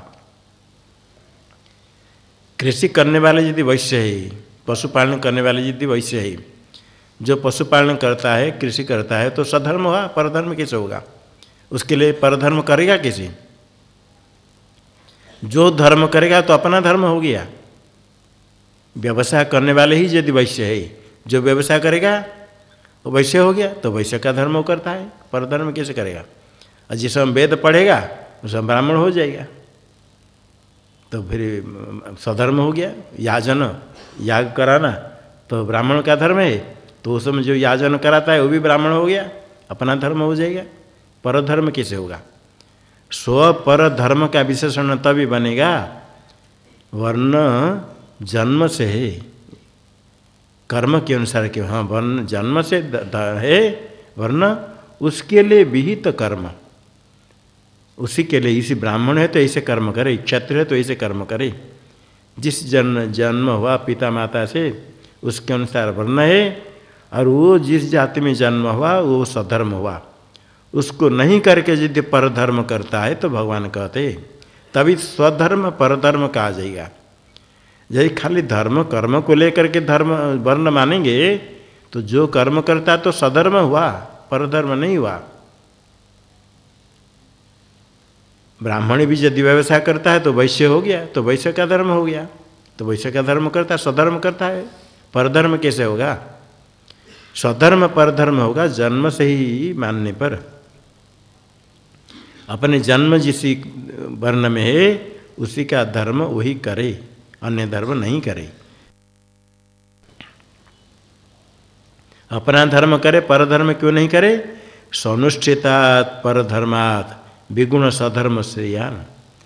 ठीक ठीक करके सब अंगों के साथ अच्छी तरह से अनुष्ठान करे परधर्म, उसकी अपेक्षा अपना धर्म उत्कृष्ट होता है। थोड़े विगुण होने पर भी, गुण रहित होने पर भी, अंग रहित होने पर भी, सद्गुण नहीं होने पर भी, कुछ त्रुटि हो भी जाए अपने धर्म करते समय, वह ठीक ठीक अनुष्ठान करते हुए परधर्म के अपेक्षा उत्कृष्ट है।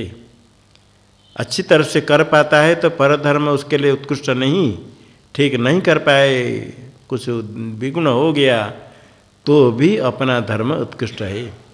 अपना धर्म अनुष्ठान करते करते यदि निधनम मृत्यु, मरण भी हो जाए तो भी कोई आपत्ति नहीं, ये कल्याणकारक है। अपने धर्म छोड़ करके दूसरा धर्म करे, परधर्म भयावह भयम आवहति प्रापयति। भय क्या है? नरकादि भय प्राप्त कराता है, नरकादि का कारण हो जाता है परधर्म। इसलिए जो जिसका धर्म वही धर्म पालन करे। वर्ण और आश्रम विहित धर्म, अपने धर्म स्वयं पालन करना चाहिए। भगवान कहते वर्णाश्रम के लिए विहित कर्म करना ही धर्म है, उसी को ही पालन करने के लिए भगवान अवतरित होते हैं, ये मर्यादा रक्षा करने के लिए। इसलिए ये अपने वर्ण आश्रम विहित धर्म को सधर्म और उसी को ही अनुष्ठान करने के लिए परमात्मा उपदेश करते हैं। सब अनर्थ का मूल थोड़ा पहले कह दिया था, विषय चिंतन, ध्याय तो विषयानुपुंस कह करके। राग द्वेष है उसका विरोध, ये भी कहा राग द्वेष भी कारण है, अनर्थ का कारण है। ये जो कहा गया था, अभी अर्जुन थोड़ा जानना चाहते हैं क्या कारण है। कुछ कर्म करते हैं जितने अनर्थ होता है, सबका मूल कारण क्या है? मूल कारण को समझे तो उसको नष्ट करना। रोग होता है तो इसका मूल कारण क्या है? मूल कारण समझे तो मूल कारण को नष्ट करो, रोग की निवृत्ति होगी। तो जितने सब अनर्थ उस सब का मूल कारण क्या है? मूल कारण पहले थोड़ा कहा था, विषय चिंतन करे तो आगे बुद्धिनाशात प्रणश्यति कहा गया था। राग द्वेष परिपंथी विरोधी है, विघ्न करने वाले, ये भी कहा था। तो यहाँ स्पष्ट जानने के लिए अर्जुन पूछता है। अर्जुन उवाच अथ केन प्रयुक्तोऽयं पापं चरति पुरुषः अनिच्छन्नपि वार्ष्णेय बलादिव नियोजितः।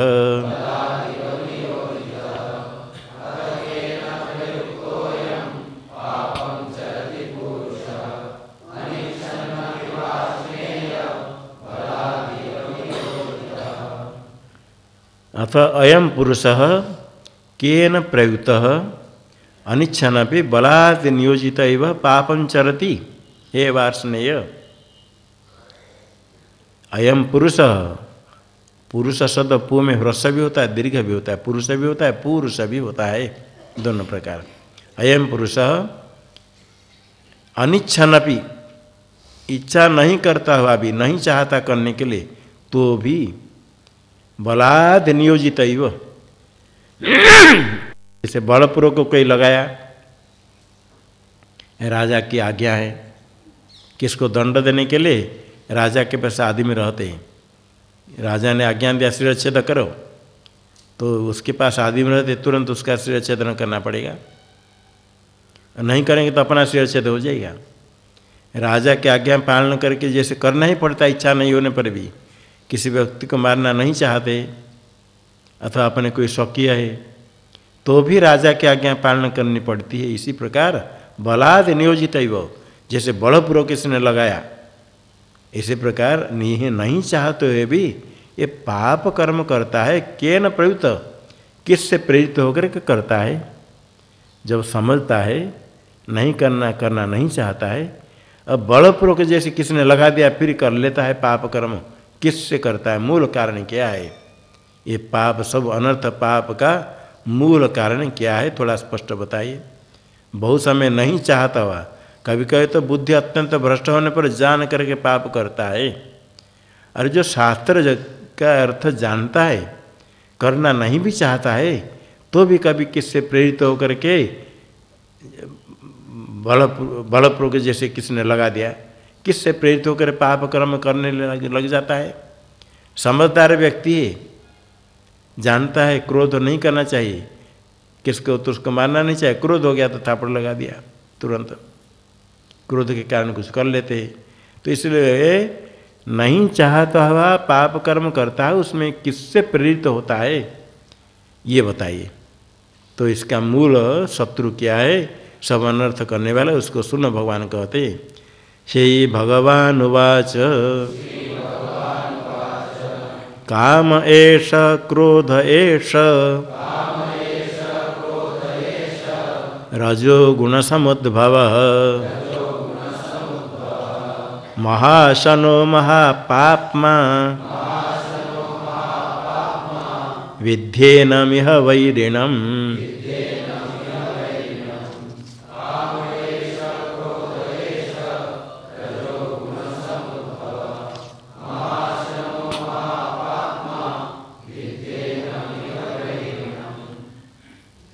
ऐसा काम, ऐसा क्रोध रजगुण समुद्भव महाशन महापाप्मा एनम यह वैरिणम विद्धि। यही काम है, यही क्रोध है जो रजगुण समुद्भव। महासन महत असनम यस्य, महासन का महत असनम, बहुत खान लेना वाला, जैसे अग्नि में जितने डालते जाओ सबको भस्म कर देती है। इसी प्रकार ये काम जो है कभी निवृत्त नहीं होती तृष्णा, जितने डालो सब।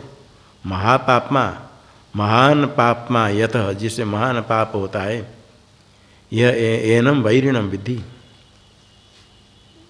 काम मूल है, अकाम से क्रिया काचित दृश्यते नहीं करिचित। यद्यधि कुरुते जंतुस तत्तत् काम से चेष्टितम। यदि अकाम निष्काम है, कामना रहित है, कभी भी कुछ क्रिया नहीं दिखती है कस्यचित। कहीं भी क्रिया, कुछ भी क्रिया निष्काम की नहीं होती है। क्यों नहीं होती? क्योंकि यद्यधि कुरुते जंतु तत्तत् काम से चेष्टितम। जीव जो कुछ करता है किसी कामना से प्रेरित होकर करता है। तो कामना मूल कारण काम, काम ये काम ही है मूल कारण। और जो काम है वही क्रोध है। काम है इच्छा, वही क्रोध कैसे? तृष्णा इच्छा है, यदि प्राप्त नहीं हुआ तो वही क्रोध हो जाती है। जो काम है वही क्रोध बन जाता है। बहुत प्रबल इच्छा प्राप्त करने के लिए काल बताया था, दौड़ा फल लाने के लिए, दूसरे ले गया तो उसको थापड़ लगाया, क्रोध हो गया। बहुत इच्छा करे, इच्छा का कोई विरोधी हो गया, प्रतिबंध हो गया, ये क्रोध हो जाता है। ये काम क्रोध ही मूल कारण, काम मूलक क्रोध। रजोगुण समुद्भव, रजोगुण समुद्भव यस्य, रजोगुण से काम क्रोध उत्पन्न होता है, मूल कारण रजोगुण। रजोगुण समुद्भव यस्य, रजोगुण है जिसका कारण। रजोगुणात् समुद्भव, रजोगुण से होता है काम क्रोध। और काम क्रोध से रजोगुण भी हो जाता है, बढ़ता है। काम अधिक हो तो रजोगुण बढ़ेगा, रजोगुण अधिक हो तो काम भी बढ़ेगा। रजोगुण समुद्भव मूल कारण यस्य, रजोगुण से उत्पन्न भी होता है। और महाशनो, महत असनम यस्य, असने भोजन, जितने दो समाप्त तो नहीं होगा। और महापाप्मा, महान पाप, पापा यस, पापमन शब्द है, पापमन यत, इसे बहुत पाप होता है। काम से प्रेरित होने पर फिर पाप भी करने लग जाता है। ये मूल कारण काम, सब लोगों की शत्रु यह संसार है। वैरिणम विद्धि, इसको समझो शत्रु। बाह्य शत्रु के अपेक्षा अपना काम क्रोध बड़ा शत्रु है। बाह्य शत्रु इतने हानि नहीं कर सकता है जितने अपना काम क्रोध हानि करते हैं। इसको ही समझो, ये शत्रु है। सब अनर्थ प्राप्ति होती इससे। काम का कोई प्रतिबंधक हो गया तो ही क्रोध हो गया, ये क्रोध भी है। काम क्या करेगा? रजोगुण को प्रकट करके फिर पुरुष को प्रवृत्त कराएगा। तृष्णा से प्रेरित होता है, कहते हैं मैं काम गलत काम कर लिया, तृष्णा के कारण इसमें प्रवृत्त हो गया, पश्चाताप करता है। तृष्णा के लिए, तृष्णा की कोई अवधि सीमा नहीं है।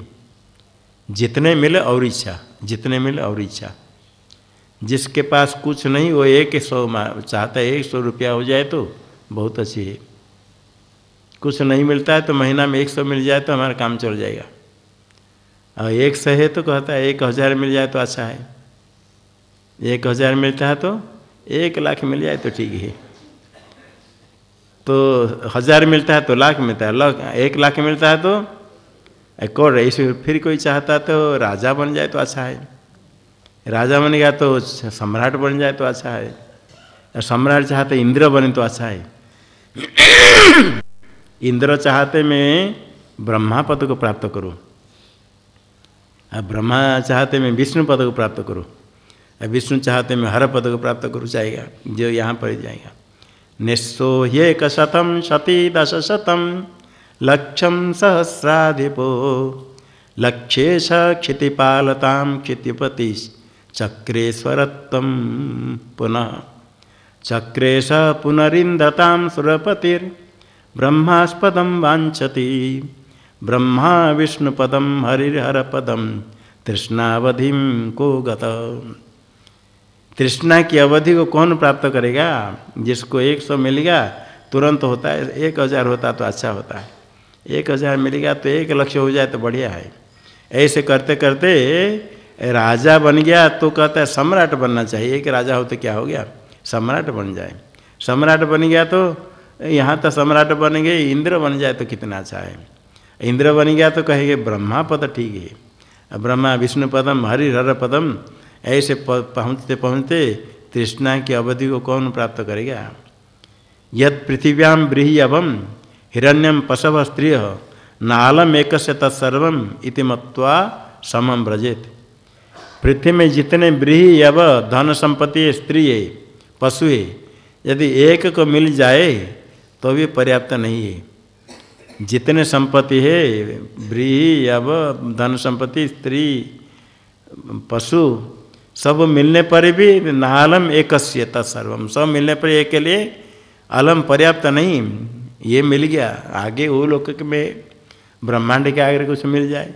पृथ्वी के तो सब मिल गया, पृथ्वी के सब मिल गया तो उसी चंद्रलोक में कुछ है, ऊपर भी कुछ होगा, क्यों वो भी मिल जाए। इसलिए तृष्णा की निवृत्ति नहीं होती है। समझ करके विवेक से तृष्णा को हटाए। तृष्णा है काम इच्छा, ये सब का मूल शत्रु है। कैसे काम शत्रु है कहते हैं आगे। धूमेना व्रियते वह्निर् यथादर्शो मलेन च यथोल्बेनावृतो गर्भस् तथा तेनेदमावृतम्।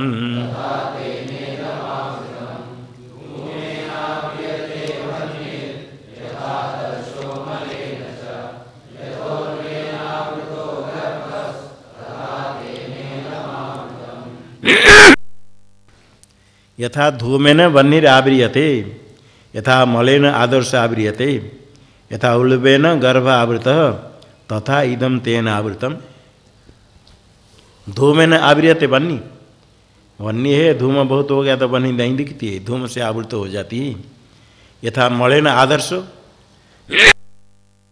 आदर्श है दर्पण, मल से आवृत हो गया, मैला लग गया, मुख को नहीं दिखता है साफ। यथा गर्भ उल्बेन आवृत, गर्भ का आवृत करने वाले उल्ब है जरायु, उसका गर्भवेष्टन, गर्भवेष्टन से ढका गया है। तथा इदम तेन आवृतम, इदम तेन, तेन का था काम से, इदम आवृतम। इदम आवृत क्या है? ज्ञान आगे कहेंगे। जिस प्रकार आवृत ये सब होते हैं, इसी प्रकार धूम से वह्नि, महिला से दर्पण, गर्भवेष्टन से गर्भ, इसी प्रकार तेन कामेन इदम आवृतम। इदम का अर्थ क्या है आगे बताते हैं। आवृतम ज्ञान में तेन ज्ञानिनो नित्यवैरिणा कामरूपेण कौन्तेय दुष्पूरेणानलेन च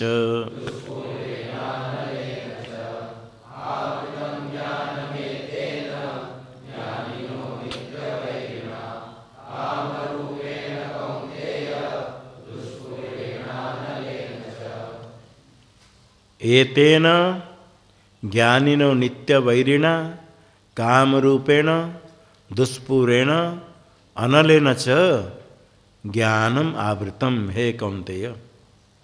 इससे आवृत है क्या? ज्ञान आवृत है काम से। एतेन का अर्थ काम रूपेण ज्ञानिनो नित्य वैरिणा। ये काम है वैरी तो सबका वैरी है, किंतु ज्ञानी का नित्य वैरी है। ज्ञानी जानता है कि ये मेरा शत्रु है। काम कुछ इच्छा हुई, ज्ञानी समझता देखता है ये मेरे शत्रु आ गया। कुछ इच्छा है, संकल्प हुआ, ज्ञानी जानता है ये शत्रु है, अच्छा नहीं है। और अज्ञानी बड़े खुश होता है, हमको इच्छा हुआ दौड़ता है, बहुत अच्छा है। इच्छा से प्रेरित होकर के करने के बाद जब कुछ दुख मिलता है तब अज्ञानी पश्चाताप करेगा, ये तृष्णा से मैं इसे कर दिया, लोभ हो गया इसे मैं कर लिया, तृष्णा के कारण मैं इसे गलत कर्म कर लिया, पश्चाताप करेगा। पीछे है तो शत्रु, किंतु अज्ञानी प्रथम तृष्णा काल में मित्र जैसे उसको देखता है। ज्ञानी तृष्णा काल में उसको समझता है ये तृष्णा है, मेरा शत्रु है। करते नहीं इच्छा करता है, किंतु सोचता है ये जो इच्छा हो रही है ये कुछ अच्छा नहीं है, ये शत्रु है। इसलिए काम को कहा ज्ञानी न नित्य वैरी है। ज्ञानी के नित्य शत्रु से काम रूपेण दुष्पुरेण, दुखेन पुराण मसेति दुष्पुरम, उसका पूर्ण सरल से नहीं होता है, भरता नहीं है। जितने मिले और चाहिए, जितने मिले और चाहिए। अनलेन अलम है तो पर्याप्तम नास्ति अलम यस्य अनलम, इसलिए अग्नि का नाम अनल है। अनल अग्नि क्यों है? उसके लिए अलम नहीं, पर्याप्त नहीं। अग्नि जैसे बकरी को खिला तो और घास खाती है, अग्नि में लकड़ी डालते जाओ, धीरे धीरे डालते जाओ, थोड़े थोड़े डालते जाओ, कितने समय अग्नि बुझ जाएगी? अखंड अग्नि चलती है, बुझेगी नहीं, डालते जाओ अग्नि बढ़ती रहती है। अनल है, अलम नास्ति अविद्यमानम अलम यस्य, जिसके लिए अलम पर्याप्त नहीं वो अनल है। ये काम भी ऐसा अनल है, जैसे अग्नि अनल है ऐसे काम भी अनल है। इसके लिए पर्याप्त नहीं, जितने वस्तु मिले तो भी पर्याप्त नहीं, हो गया ऐसा नहीं, और चाहिए और चाहिए। आवृतम ज्ञान में, तो इससे ज्ञान ढका गया। ये काम कहाँ रह करके वैरी होता है? कहाँ है काम? यदि शत्रु को, चोर को पकड़ना है तो चोर कहाँ है पहले जानना चाहिए। काम है मूल कारण है, ज्ञान का आवरण का होता है। तो काम कहाँ है जानने पर उसका निरोध करेंगे, नष्ट करेंगे, इसलिए उसका स्थान बताते हैं। इंद्रियाणि मनो बुद्धि रस्याधिष्ठानमुच्यते एतैर्विमोहयत्येष ज्ञानमावृत्य देहिनम्।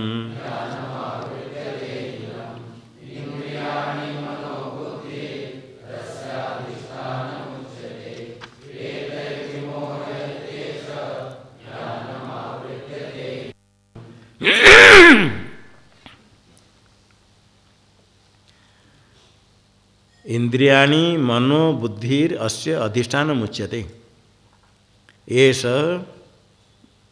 ज्ञानम आवृत्य एते ही देहिनम मोहयति। काम ऐसा का था काम, एते ही इंद्रिय मन बुद्धि के द्वारा काम ज्ञानम आवृत्य, ज्ञान को ढा करके देहिनम मोहयति, मोह में डालता है। अस्य का था काम से अधिष्ठानम, इंद्रियाणि इंद्रिय मन और बुद्धि यही काम का आश्रय है। इंद्रिय में भी, मन में भी, बुद्धि में ही। ये काम क्या करता है? इंद्रिय और मन बुद्धि के द्वारा ही देही जीव को मोह में डाल देता है। विमोहयति, विविध मोहयति, भिन्न भिन्न प्रकार, विभिन्न प्रकार मोह में डालता है। क्या करके? ज्ञानम आवृत्य, ज्ञान को ढक करके। विवेक विज्ञान को आच्छादित कर देता है काम तृष्णा। तृष्णा होने पर विवेक बुद्धि ढक जाती है, ढक जाने पर फिर प्रेरित करके ये मोह में डाल देता, ये काम मोह में डाल देता है। तस्मात् त्वमिन्द्रियाण्यादौ नियम्य भरतर्षभ पाप्मानं प्रजह्येनं ज्ञान विज्ञाननाशनम्।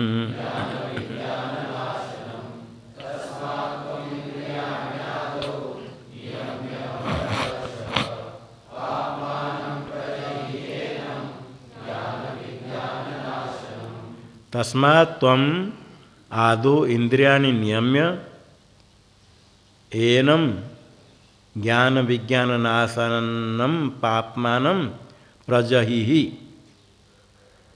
प्रजहिहि एक पदे नष्ट करो। तस्मात् त्वम् आदौ इंद्रियाणि नियम्य, पहले इंद्रियों का नियमन करके अभ्यास करते करते अपने में वशीकृत्य, वश करके अपने में अधीन।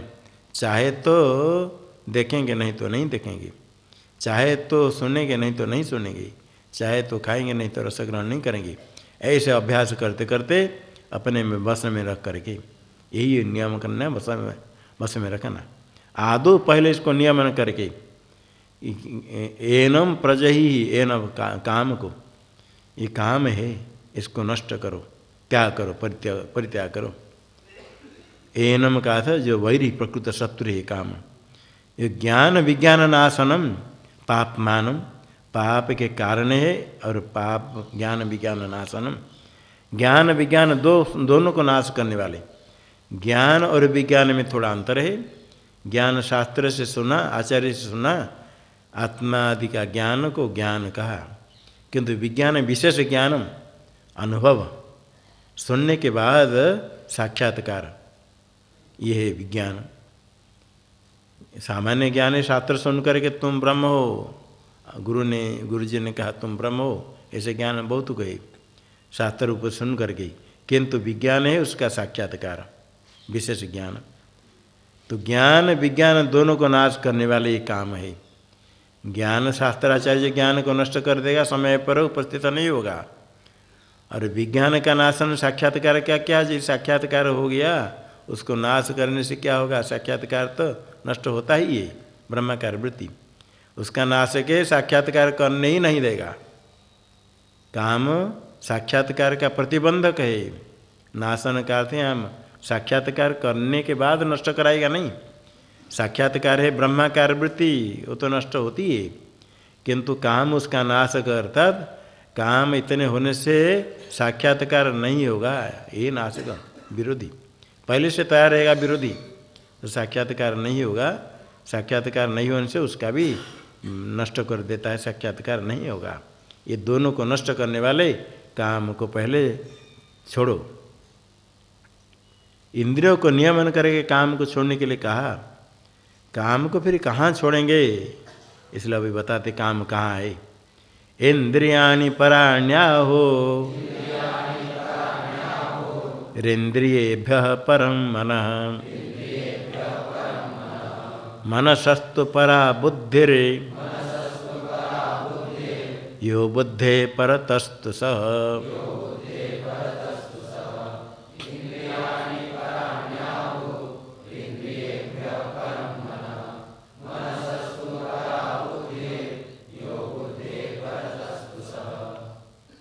इंद्रियाणि पराणि आहु, श्रोत्रादि इंद्रिय स्थूल देह के अपेक्षा पर है, प्रकृष्ट है।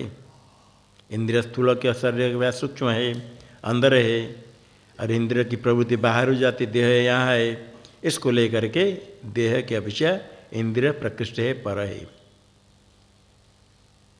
इंद्रिय भी पर मन, इंद्रिय से पर है मन, मन से इंद्रिय का नियमन होता है। इंद्रिय की प्रवृत्ति होने पर मन के बिना इंद्रिय के द्वारा ज्ञान नहीं होता है।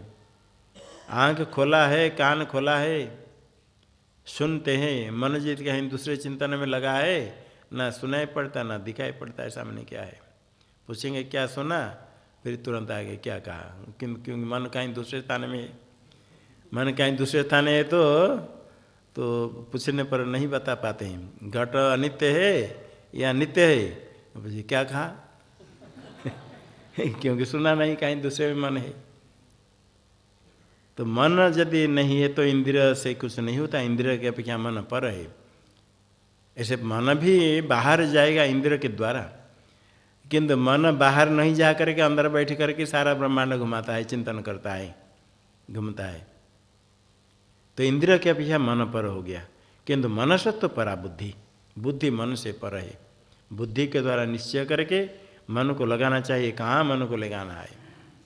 ये अन्यत्र श्रुति में क्या, बुद्धि को सारथी या मन को लगाम, इंद्रिय को घोड़ा, घोड़े के लगाम के लिए मन और के सारथी है बुद्धि। तो बुद्धि रूप सारथी के द्वारा मन को खींच कर रखे। तो मन को खींचने के लिए बुद्धि से मन का नियमन होता है। बुद्धे परतस्तु स, अब बुद्धि से पर है परमात्मा। बुद्धि में ही काम है, काम बुद्धि में है, इसलिए बुद्धि से पर परमात्मा है। परमात्मा का ज्ञान हो जाए तो फिर ही काम समाप्त हो जाता है। जितने दृश्य पदार्थ है सबसे अंदर है बुद्धि, तो ये बुद्धि में ही काम है, ज्ञान का आवरण है, यही भ्रम में डालता है काम। अब बुद्धि से पर है परमात्मा। बुद्धि से पर स कहन से परमात्मा लेना, नहीं कि काम। कोई कहेंगे बुद्धि से पर काम, बुद्धि से पर काम नहीं, बुद्धि के अंतर्गत काम, बुद्धि की वृत्ति है, बुद्धि से पर नहीं। बुद्धि के पर कहेंगे तो बुद्धि के बिना रहे, इससे पर कहेंगे तो उससे भिन्न, बुद्धि से भिन्न नहीं, बुद्धि का परिणाम बुद्धि से भिन्न नहीं, काम नहीं। बुद्धे परतस्तु स परमात्मा है। एवं बुद्धे परम बुद्ध्वा संस्तभ्यात्मानमात्मना जहि शत्रु महाबाहो कामरूपम दुरासदम।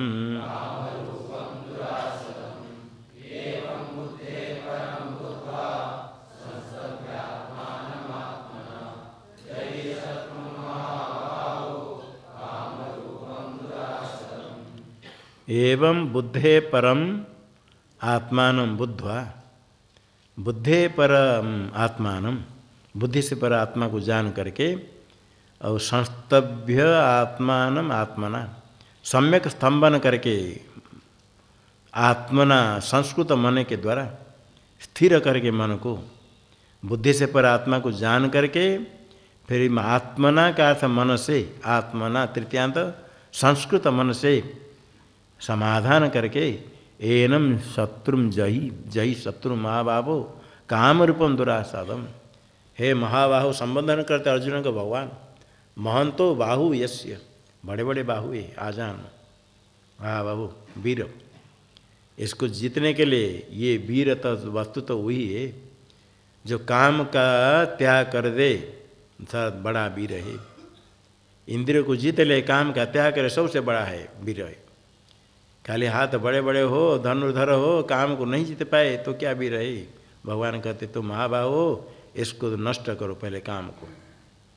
बुद्धि से पर आत्मा समझ करके आत्मना संस्कृत मन के द्वारा समाधान करके इसको नष्ट करो। काम रूप के काम है स्वरूप जिसका काम रूपम, दुरासदम दुखेन आसादनम, यस्य आसद प्राप्ति, दुख से उसको जानना बड़ा दुर्विज्ञ है। ऐसा ही काम को कहाँ से लेकर क्या कर देता है, इसीलिए उसको ही नष्ट करो पहले, काम को आत्मा को समझ करके इसको नष्ट करो। काम यही सब अनर्थ का मूल है, काम वही क्रोध होकर के उल्लंघन होता है। विहित कर्म का निषिद्ध कर्म का उल्लंघन, विहित कर्म नहीं करता है, फिर क्रोध होकर के अनिष्ट करता है, पाप कर्म करता है। सब का मूल कारण नरक आदि प्राप्ति का कारण है। इसलिए पहले काम रूप उसका नष्ट करो। जो दुष्पुर अनल ये भी कहा, इसको जानना प्राप्ति करना भी बड़ा कठिन, दुर्विज्ञ।